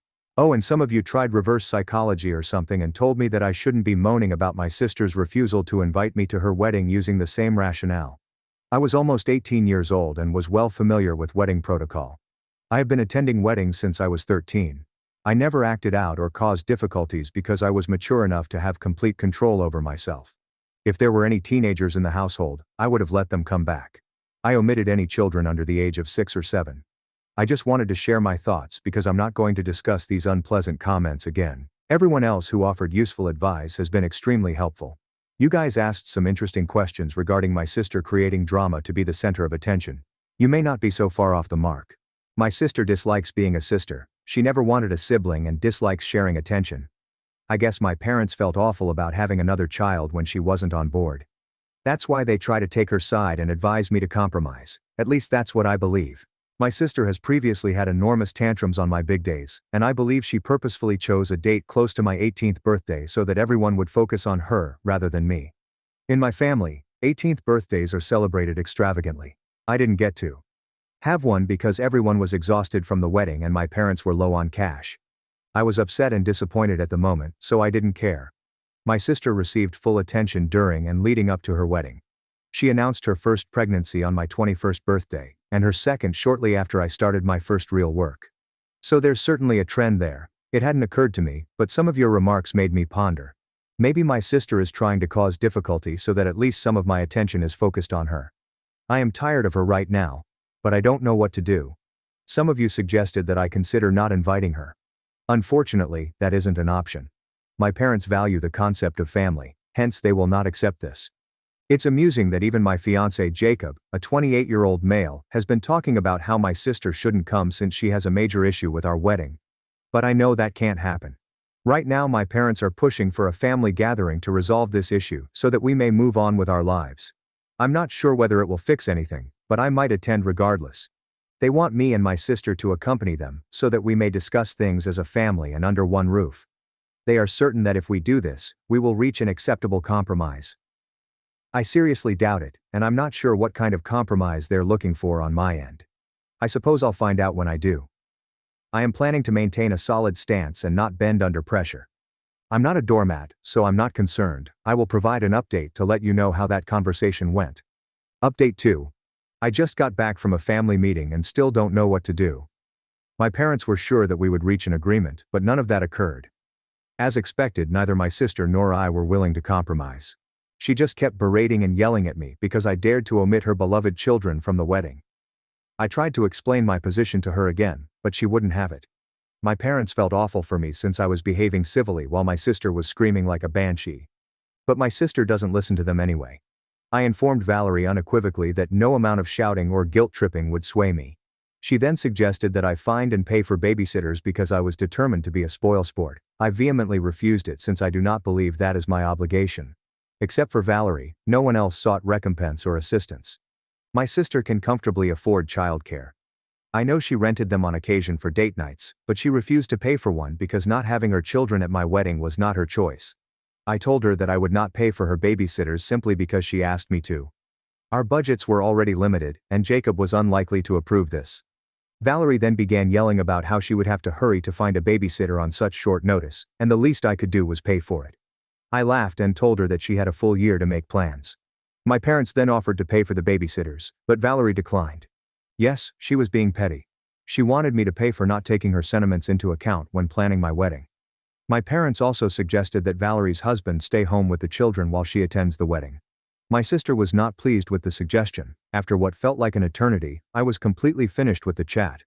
I was already psychologically fatigued from my sister's tantrums. I informed her that I am not modifying my wedding for her, and if she has such an issue with it, she is not need to come. My sister screamed at me, and my parents supported her. They told me not to say those things, and that I should have my sister at the wedding. I departed shortly after because the talk was not progressing. I knew the meeting was pointless, and did me no benefit. I'm back home now and just told Jacob what occurred. He had been even angrier than before. My parents and sister are still bombarding my phone with garbage, but I haven't checked it yet. Now I am seriously considering eloping and not inviting my family at all. If the wider family questions why no one was invited, I will tell them to contact my parents. I'm at my wit's end, and eloping is certainly the greatest alternative right now. Update 3.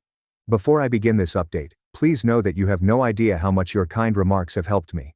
I was sick of everything and thought my wedding was already ruined. I haven't even really planned the wedding yet difficulties are starting to arise. I was completely unmotivated and couldn't feel the enthusiasm anymore. All of these wedding preparations were overshadowed by my sister's nonsense. I was about to tell Jacob to warn his family about my intentions to elope with him. But your words have truly opened my eyes. You are correct in informing me that I should not penalize my friends and extended family because they have done nothing. You also mentioned that my sister was already making this whole issue about herself and had most likely succeeded in drawing the majority of the focus to her. It was like a light bulb went out in my head. My sister was already spoiling my wedding, and I was allowing it to happen. I should have stopped this crap lot sooner. I'm not sure why I was so focused on her presence when we no longer had a nice relationship. Valerie has already proven that she will not change. I'm just wasting my breath and giving her undue attention. I considered all of these options. Then I decided to sit down with my parents. I also brought Jacob along for support. We had the meeting without my sister because I wanted to speak with my parents discreetly. You've severely criticized my parents for their involvement in this issue. I'm upset with them, but at the end of the day, they're still my parents, and they're a lot better than my nasty sister. So I wanted to talk to them and try to make them see my point of view. We spoke for a long time, and I completely unloaded my emotions on them. It was not a calm and cool talk at all. I was crying, and so were my parents. It was quite emotional. This time I did not hold back. I reminded my parents of all the times Valerie wrecked my great occasions and did anything to divert attention away from me. I reminded them that they had failed to persuade Valerie to include me in the wedding, so she had no right to demand me to include her children. I completely unloaded on them, telling them that they were making me want to cancel everything and elope. I believe my parents were deeply touched by the idea that I wanted to elope simply because I was tired of arranging my own wedding. Jacob also spoke up, saying that he favored eloping since all of the controversy is making me want to avoid a large wedding. My mother cried, and my father began to urgently tell me that I should not do this. They were quite remorseful and admitted their role in my sister's intentional targeting of me throughout the years. I was correct in predicting that they tended to agree with Valerie, since she has frequently blamed them for giving her a sibling and forcing her to share everything with me. My sister is insanely jealous and greedy. I'm simply done with her. I had a long conversation with my parents, and Jacob also shared his ideas, which were quite helpful. He provided an outside perspective that helped my parents realize they were being incredibly unjust to me. They urged us not to elope so they wouldn't miss my wedding.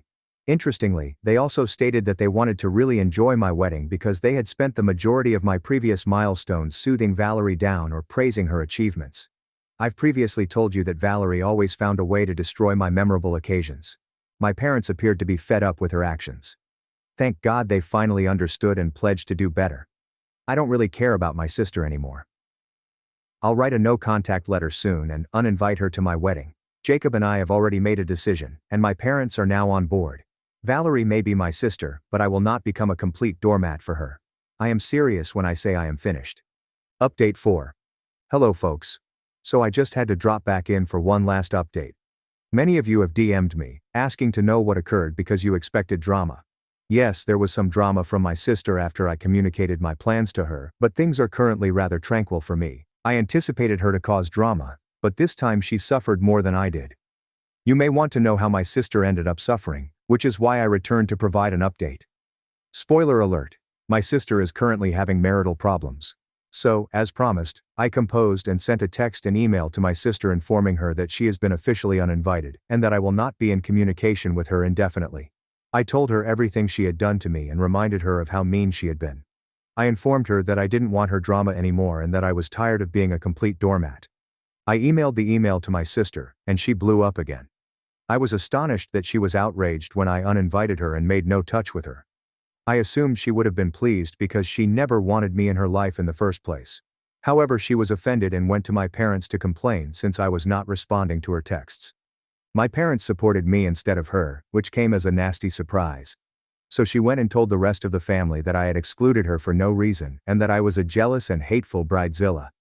People were texting me at first to help her out and make things easier for her. However, one of my cousins, Giselle, 35, delivered a bombshell in the group chat. According to Giselle, my sister was upset with me for not inviting her to my wedding because she had planned something to divert the attention away from me. Giselle informed us that Valerie was actively attempting to persuade her husband to have a third child and had intended to either show up pregnant or announce her pregnancy at the wedding. So it appears that my sister is far more troubled than I previously imagined. She had foolishly revealed her plans to Giselle after I got engaged. Valerie had even confidently announced to her that she would humble me at my own wedding and dominate the spotlight as usual. I won't go into detail about what else she said, but that just goes to show how concerned Valerie is with our competition. There is no competition on my end, but she has always considered me a rival. She was enraged when she realized she might never get another chance to outshine me since I was avoiding contact with her. You can only imagine how horrible things got for her once Giselle spilled the beans. Long story short, everyone thinks she's insane, and my own parents have been furious with her. Surprisingly, Valerie did not deny anything and attempted to excuse her conduct. I believe it exacerbated the situation because Valerie's husband disliked the way she behaved. According to my parents, Papa was not amused that Valerie wanted a third child to overshadow my wedding. Apparently, she has also shown some competitive behavior with his sister and cousin, so his family is already displeased with her. This was the final straw for him, and he warned her that she needed to seek therapy or they would divorce. Valerie went to our parents, crying and accusing me of breaking her marriage out of jealousy. Yeah, it appears that this is partly my fault. Oh, she tried to call and yell at me from a different phone number, but I hung up as soon as I recognized her voice. Fortunately, she halted her shenanigans after a few days since her husband became quite angry. Currently, they are attending couples counseling while her husband sleeps in another room. I'm very sure the dad is staying because of the kids. He's been frustrated for a while because Valerie's antics have wrecked his relationship with his family members as well. I'm hoping that this time Valerie will take it seriously and actually work on herself. As for me, it appears like I will finally have a tranquil and drama-free wedding. My sister screamed I tried to poison her at baby shower. Parents backed her, but cameras proved the truth. They apologized. I refused to forgive. 9 months ago I had one of the most painful experiences of my life. I experienced a miscarriage. When my husband, Oliver, and I discovered we were expecting, everything felt full of optimism and possibility. We both felt ecstatic. We immediately began planning for our future as parents. We'd spend hours discussing what the baby might look like, who they might grow up to be, and what sort of parents we'd be. Oliver was wonderfully supportive, and it felt amazing to be on this beautiful adventure together. We didn't waste time and started converting our spare room into a nursery for our newborn. We started painting the walls a light, relaxing tone and spoke about what kind of furnishings would work best. Every tiny detail mattered. I bought loads of books for first-time mothers, anxious to learn everything I could about pregnancy, labor, and baby care. It was a joyous time, full with enthusiasm and anticipation. Then, everything changed in an instant. It was late one night when I awoke suddenly with a strong, disturbing sense that something was wrong. There was no evident explanation for it, only a pervasive sensation of dread. I dashed to the restroom, my pulse racing in my chest. When I felt the wetness in my pants and saw the blood, I knew something was very wrong. I immediately began sobbing uncontrollably. It's difficult to describe the level of dread and sadness I was experiencing at the time. The noise must have shocked Oliver, as he dashed in, perplexity and terror written all over his face. He realized what was going on, and immediately hurried me to the hospital. The ride seemed to last forever, with each second dragging on uncomfortably. When we eventually arrived and the physicians checked me, I felt as if I was holding my breath, clinging to any shred of hope that the baby would be well. But then the doctor kindly gave the news that no expectant parent ever wants to hear. I'd lost the baby. Hearing those remarks felt like a strike to the gut. I was overcome with shock, bewilderment, and a terrible sense of loss. The entire situation was quite distressing. Looking back, I'm still not sure how my husband, Oliver, remained so strong throughout those days, because I was absolutely devastated. I couldn't function after we lost our baby. I couldn't eat, sleep, or even find the energy to speak. It seemed as if the entire world had gone dark, and I was lost in a fog of grief that I couldn't shake. I was working at the time, but I needed to take 2 weeks off to allow myself to break down. Those 2 weeks were filled with nothing but tears and an immense despair that hung on me like a heavy blanket. I scarcely left my bed. Getting up every morning felt like a painful reminder of what had occurred. I'd open my eyes and, for a brief while, forget. Then reality would hit, and I'd realize I had lost our baby. It was terrible. All I wanted to do was sleep, because sleeping allowed me to avoid feeling the anguish. During this time, my family rallied around me in ways that I will always be thankful for. My parents and sister were always checking on me. Every day someone would call, text, or stop by to talk to me, despite the fact that I wasn't very talkative. My cousins and relatives would pay me visits, bringing me food and fruits that I couldn't provide for myself. But no matter how many people came, or how much they cared, I felt emotionally numb. Despite their best attempts, there was nothing they could say to alleviate the sadness. My hubby was there for me through it all. Oliver took care of me when I was unable to care for myself. He didn't compel me to chat or pretend everything was fine. Instead, he remained patient, quietly helping me in whatever way he could. He brought meals even though I could hardly touch them. When words seemed impossible to say, he would sit with me in silence. Without him, I doubt I would have made it through those weeks. He told me repeatedly that we would not give up. He believed that we could try again after I had healed physically and emotionally. His faith and optimism were the only things keeping me from falling entirely into despair. I slowly began to recover. It wasn't immediate or easy. I chose to go back to work because I wanted something to take my mind off of the never-ending cycle of sadness and pain I was experiencing. Work provided me with a schedule and something else to focus on, allowing me to avoid thinking about the baby all the time. However, at quiet moments, the pain would return, and I realized I needed more than simply distraction. I needed a connection. So I joined a few Facebook groups for people who had experienced miscarriages. At first I wasn't sure whether it would help, but as I read through other people's stories, I realized how many people had gone through the same ordeal I was. It was reassuring to know that I wasn't alone, that my emotions were normal, and that others had suffered such a devastating loss. I started opening up more and sharing my tale, and as a result, I began to understand what I was going through. Right now I'm still grieving. I don't think that element will ever completely go gone. But I've gotten to the point where I no longer continuously blame myself. That required time and a lot of emotional effort. There have been countless times when I wondered whether it was my fault, if I had done something wrong.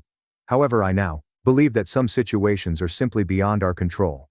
I've embraced the mindset that whatever is meant to be will be, and it's brought me calm. I've worked hard on my mending to get this far, and I'm proud of the progress. But recently something happened that shook me to my core, and I believe it has undone some of the healing I've worked so hard for. It happened at my sister's baby shower, which was last week. For reference, my sister Elise learned she was pregnant approximately 2 months ago. She shared her wonderful news with our entire family almost immediately, but for some reason, she did not tell me directly. I had to find out from one of our cousins, which threw me completely off guard. It stung, not because I wasn't thrilled for her, but because Elise and I had always gotten along. She had been there for me, particularly during my miscarriage, providing comfort and support when I needed it the most. So I was startled and, frankly, disappointed that she hadn't phoned me to share her good news. When I told her about it later, I tried not to let my emotions get the best of me. I didn't want to make her feel awful, but I also wanted to know why she hadn't felt comfortable coming to me directly. She stated that she hadn't told me because she didn't want to spoil my mood by announcing her pregnancy while I was still grieving the loss of my own baby. I could tell she didn't mean to hurt me. She didn't want to exacerbate my suffering, thus hiding the news from me was her way of preserving my feelings. But I told her that whatever I was going through, I would always be glad for her. I made it plain that she should never feel unable to express her delight with me simply because I was still grieving. I stated that, despite my anguish, I would continue to adore her baby as much as I had before. I was still going to be her baby's aunt, and I wanted to be a part of this new stage in her life. I wanted her to know that my love for her and her kid had not been reduced by my loss. She appeared relieved after our chat, grateful that I was so sympathetic. She promised to keep me updated from then on, which seemed like a positive step forward. I've tried to be as supportive of Elise as possible over the last few weeks, especially because she's dealing with this pregnancy on her own. Elise is now going through a divorce with her husband Lucas. Everyone in our family, including myself, was shocked to learn of their divorce. I'd always felt Lucas was a decent, stand-up man, and we'd become close friends throughout the duration of their marriage. He seemed committed to Elise, always treating her with love and respect. I recall thinking how fortunate she was to have someone like him by her side, and they always seemed content together. That's why Elise's announcement that they were breaking up was so unexpected. She gave us a pretty vague justification. She stated that they were separating owing to irreconcilable disagreements, but she did not clarify further. Whenever anyone asked her for additional information, she simply stated that Lucas could no longer handle their marriage and stopped there. I got the impression that there was something we weren't being told, like a missing piece of the puzzle. But Elise didn't seem keen to address it, and I didn't want to press her for answers she wasn't prepared to provide. All I knew was that Elise needed assistance, and I wanted to help her in any way I could. I've even accompanied her to some of her ultrasound and gynecological appointments. Elise and Lucas have managed to keep a cordial relationship despite the fact that they are going through a divorce. That's probably why my sister chose to hold her baby shower in Lucas's new home. He had recently moved into a home with a wonderful backyard, and Elise thought it would be the ideal location for all of us to get together, relax, and celebrate her pregnancy. Elise invited me, our mother, and a few of our cousins out to lunch to help her arrange the baby shower. We were eager to be a part of the process because we always plan family gatherings together, and this baby shower felt especially meaningful. As we sat down for lunch, my cousins hugged me and reassured me over my miscarriage. Even though several months had gone, they were aware that grief is not something that can be easily overcome, especially when it comes to something as personal and heartbreaking as losing a kid. As women, I believe they understood what I was going through on a deeper level. They even complimented me on my bravery and selflessness in being there for Elise despite my own loss. However, as we spoke, I observed Elise's demeanor change. She rolled her eyes and told everyone to stop discussing such serious subjects during lunch. She suggested we should all move on from my experience. Her words stung somewhat. I didn't want to talk about it either, but she was reacting too coldly. I assumed she was just concerned about her baby shower and didn't want the subject to deviate from the joyous event we were meant to be organizing. Later that day, while I was dropping her off at her house, Elise joked that since my miscarriage, I had been always stealing the spotlight from her. Then she asked, half seriously, if I planned to do the same thing at her baby shower. Her reply caught me completely off guard. I asked her to explain what she meant by stealing her spotlight. Elise indicated that everyone seemed to be more interested with me than with her, and as a result, she felt overlooked. She explained that she did not want to feel this way during her baby shower. I immediately felt terrible and apologized to her. I told her that no one intended to make her feel less important, and that I would do my best to avoid bringing up my event during her baby shower. I did not want to ruin her special day, or make her feel neglected in any way. Elise did not say much after that. She simply shook her head in disgust, and our chat ended abruptly. I understood that Elise needed to feel completely supported and loved during her pregnancy, especially given what she was going through with her divorce, but I had no idea that my loss had made her feel excluded. The baby shower was 3 days ago, and I did everything I could to keep the attention on Elise and her baby. I didn't want to draw attention to myself. This day was about Elise, and I wanted her to experience the love and support she earned. Despite my attempts, several people approached me throughout the event, giving me warm hugs and nice pats on the back. I know they intended good. However, with each hug or sympathetic gesture, I could feel Elise's gaze on me. She didn't say anything, but I could sense her discomfort and annoyance building. I didn't want to make the day about me, and I definitely didn't want to cause any trouble. I just wanted to enjoy the celebration to celebrate my sister and the baby she was bringing into the world, but I was acutely conscious of how Elise could interpret the scenario. During the event, I finally met Lucas after what seemed like an eternity. I hugged him, and he seemed really pleased to see me. Despite all that had happened between him and Elise, it felt like we were still on friendly terms. He even apologized for not being there for me after everything I had been through in the last few months, specifically the loss. I brushed it off, knowing that he and Elise were going through their own thing. Lucas had lost weight, and his mood had changed noticeably. He lacked the vivid enthusiasm he formerly possessed. Instead, his eyes contained a trace of melancholy. It made me question how he was really doing with the divorce and the changes in his life. Even though Elise had not gone into detail about their breakup, Lucas was clearly struggling in his own way. My husband Oliver had also attended the baby shower. So he, Lucas, and the other men stayed busy in the backyard, preparing barbecues and conversing. Everyone at Elise's baby shower brought thoughtful gifts for her and her soon-to-be baby. It was a happy environment as everyone gave their tokens of love and excitement for the young one. One of my relatives had knitted a lovely baby blanket. My father gave Elise a baby rocker, and my mother splurged on a beautiful new stroller, which Elise loved. For my gift, I decided to give her a couple of parenting books that had helped me during my pregnancy, as well as a baby shawl that had a special meaning to me. This shawl was the first thing I bought after learning I was pregnant. I recall seeing it while on a vacation to Istanbul. A delicate, beautifully woven shawl that I fell in love with right away. I bought it with great excitement, seeing myself enveloping my baby in it. When I lost the baby, the shawl turned bittersweet. It was connected to both my happiest memories and my deepest sadness. But I couldn't bring myself to simply throw it away. I wanted it to serve a purpose and contribute to something positive. So I thought it would bring me some peace to give it to Elise, in the hopes that her kid would benefit from it. In my mind, it was more than just a shawl. It was a gift full of love and optimism, and I hoped it would bring happiness to both of us. However, as Elise opened the present and took out the shawl, she froze. Her look changed from surprise to angry. She looked at the shawl as if it were soiled. Then she inquired, clearly frustrated, why I had brought it to her baby shower. I was perplexed and awkwardly attempted to explain that it was significant to me, and that I wanted her baby to have it. I assumed it was a personal present that would come in handy. Everyone else in the shower complimented the shawl's beauty, but Elise didn't seem to care. Her expression became angrier, and, to my surprise, she began accusing me of attempting to curse her baby with my gift.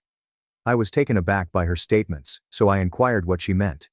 But before she could respond, my mother, who had been watching the conversation, came out, saying it was wrong for me to give Elise something that was initially intended for my deceased kid. She explained that it was wrong to pass down something associated with a loss to a new generation. I was upset when she said that. I never wanted to insult or make my sister feel uncomfortable. I truly felt I was giving my sister something special and meaningful. I softly returned the shawl and apologized, attempting to maintain my composure in front of everyone, despite my inner turmoil. However, Elise, visibly angry, stood firm and told me that just because I had lost my kid did not mean I could now give those things to hers as hand-me-downs, and that her baby deserved more. Her words were cutting and cut deep, and I was almost in tears. This is when my husband, Oliver, intervened with a stern yet calm tone. He interrupted the conversation and addressed Elise directly. He made it obvious to her that my intentions were never to hurt or upset her, and that I had only given her the shawl to help her heal while also demonstrating how much I loved about her and her kid. Oliver then pointed out that if Elise didn't like the gift, she could have discussed it discreetly with me later. There was no need for her to demean and shame me in public. He admitted that the matter was sensitive, but he insisted that it did not justify her attitude, especially in front of all of our family and friends. Elise appeared surprised by Oliver's directness, and I could see the stress on her face. The remainder of the guests appeared uneasy, wondering what to say or do. One of my cousins, noticing the tension, intervened to support Oliver's stance. She advised Elise to let the situation go, implying that it was not worth pushing further. The whole event caught me completely off guard. Feeling discouraged, I offered to order something lovely for the kid and have it delivered later, hoping it would help bridge the gap. But Elise simply scoffed and told me not to bother. Her rage at me seemed out of proportion to the circumstances, and it saddened me to see my sister so furious with me over something that had truly came from my heart. I was beginning to feel sick to my stomach, overwhelmed with remorse and uncertainty about the entire situation. Fortunately, as my mother opened another gift, the attention switched and the discussion continued. But I couldn't shake the heaviness I was experiencing. I wanted the day to be a happy one for Elise, but all I could think about was how my present had accidentally caused this split. Later, after everyone had started serving themselves food, I decided to try to apologize to Elise again. I went to the kitchen and prepared a platter with her favorite mashed potatoes and chicken, exactly how she liked it. When I told her about it, I apologized again, hoping she would forgive me and understand how much I truly cared about her. But Elise hardly recognized me and removed the dish from my hands without saying anything. Feeling rejected, I went to sit near Oliver to find some comfort. We were dining quietly when we heard Elise cough loudly and again. We all turned to see her waving at her neck, her face red and puffy as she struggled to breathe. Panic washed over me as I knew something was severely wrong. I went to her side while my mother dialed 911, a sense of urgency in the air. All I could think about was getting her the assistance she needed. Paramedics arrived, and my sister was transported to the hospital. My parents, Oliver, Lucas, and I went to the hospital to be with her. We were told by the medics that Elise had a serious allergic reaction. Now Elise is allergic to lobsters, and there were some at the BBQ, but Lucas told everyone that he had taken great care not to mix up the grills. I had served Elise a platter with simply mashed potatoes and chicken, so I was confident I hadn't given her anything hazardous. But after Elise had recovered and was coherent enough to speak, she began accusing me of poisoning her. She informed my parents that I was the one who brought her food after she insulted me for my present, thus I could have done anything to her meal that caused her allergic response. I was utterly perplexed. How could she have predicted that I would do anything so malicious? I insisted that I would never harm her or her baby, and it seemed inconceivable to me that she would even consider it. However, she refused to trust me. In a moment of wrath, she yelled at me to leave her hospital room. Oliver and I exchanged astonished glances before hastily leaving, not wanting to aggravate the situation anymore. Since that day, things has gotten out of control. My folks, side with Elise, blamed me for the entire episode. They believe I put her and her kid in risk, and other family members are aware of the situation. Suddenly I'm accused of being envious of Elise's pregnancy, and maybe I let that envy cloud my judgment and injure Elise. The idea that I would ever act on those feelings in such a terrible way seems ludicrous to me. Nonetheless, many seem to believe it. My only sin is serving her that platter of food. I swear I never offered her any lobsters, but nevertheless, I'm being blamed for everything. It is making me feel extremely guilty. And now my parents want me to admit everything and apologize to Elise. They claim that I am causing unnecessary stress for my sister by exacerbating the problem when she is already vulnerable due to her pregnancy. I'd argue that if I don't apologize to Elise, I'm not the reason she was poisoned. Update 1. Wow, I didn't anticipate my post to go viral. In a few days I've received hundreds of direct messages from strangers. First and foremost, I'd like to thank everyone who has expressed their condolences for my loss. Your kindness meant everything to me. I also appreciate that many people understood why I gave the shawl to Elise. I sincerely wanted to offer her something lovely and important, and I didn't expect her to take it badly. She is definitely resentful of me for the attention I've received as a result of my miscarriage. I wish she had talked to me about it and handled her feelings instead of letting them fester. Now, to address the major issue, I have refused to apologize and have stood by my words. Elise took to social media to publicly accuse me of attempting to poison her food. She claims she has always been there for me, but I am continuously attempting to overshadow her, implying that my jealousy of her pregnancy drove me to behave this way during her baby shower. Reading her post has made me feel humiliated. To put an end to this, Lucas has asked everyone to his house, urging that we confront the topic face to face before the baby arrives, and complicates everything even further. My parents have contacted me and encouraged me to attend, but Oliver and I are not sure. Update 2. How the tables have turned. So, Oliver and I reluctantly agreed to join Lucas and Elise for a sit-down as a last desperate attempt to resolve matters. My parents were also present, hoping to help. Elise began by demanding that I publicly confess and admit that I had poisoned her. I sneered at her charge and was about to reject it again when Lucas stood up and announced that he had something to show us all. So guess what? Lucas had cameras planted throughout his house, filming everything that happened at the baby shower. He decided to show us the footage to clear things up once and for all. We viewed the recording, and it showed me feeding Elise exactly as I had described. There were no lobsters in sight. The video showed Elise eating and speaking with others. However, in the middle of her meal, she began glancing around and constantly requested sauce. One of my cousins had some sauce on her plate and suggested Elise dip her chicken in it. Elise's use of the sauce from her dish was probably not a good choice given that her cousin was eating lobster. My sister foolishly dipped her chicken in the sauce. Elise started coughing moments later. Her allergic response was certainly caused by that sauce. As the video played, I noticed my parents' faces pale as they processed what had just happened. They understood Elise had been blaming me for something that was entirely out of my control, and they had been siding with her. Elise began to fight, struggling to support her arguments. She stated that there was no guarantee that her reaction was caused by eating off my cousin's plate, and that I may have mixed something into her food beforehand. However, owing to Lucas, my parents no longer believed her. I yelled at Elise for openly defaming me on social media when she was the one to blame.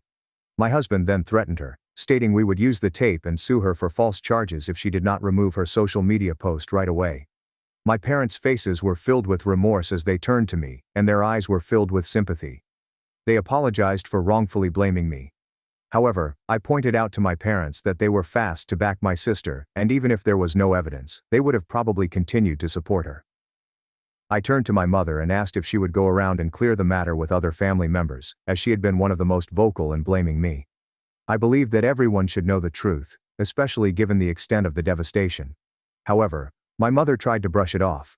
She claimed that nobody cared about who was right or wrong in this situation. What mattered was that I was no longer involved in what had happened to Elise. I thought that was extremely unjust. I informed her that if she didn't take the initiative to correct the record and acknowledge Elise's personal responsibility for her allergic reaction, I wouldn't be able to have a genuine relationship with them. My parents kept attempting to de-escalate the issue without fully realizing their own responsibility. Oliver and I eventually departed the premises after obtaining a copy of the tape from Lucas and thanking him for sharing the truth. Since then, my sister has removed her post from social media, but my mother has yet to explain what happened. So I'm pretty pissed off at her for allowing me to be depicted as the villain in this circumstance. Update 3. Thank you for your suggestions. In response to everything, I resolved to give Elise a taste of her own medicine. I relayed the footage Lucas had presented and explained how my sister and dad had wrongfully accused me of her allergic response. I said how Elise was reckless enough to eat from someone else's plate, essentially poisoning herself. The video, as expected, caused quite a sensation.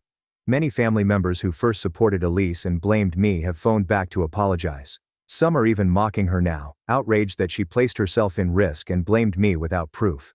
I intend to remove the video soon, now that the damage has been done. My folks have regularly phoned me, but I've ignored them.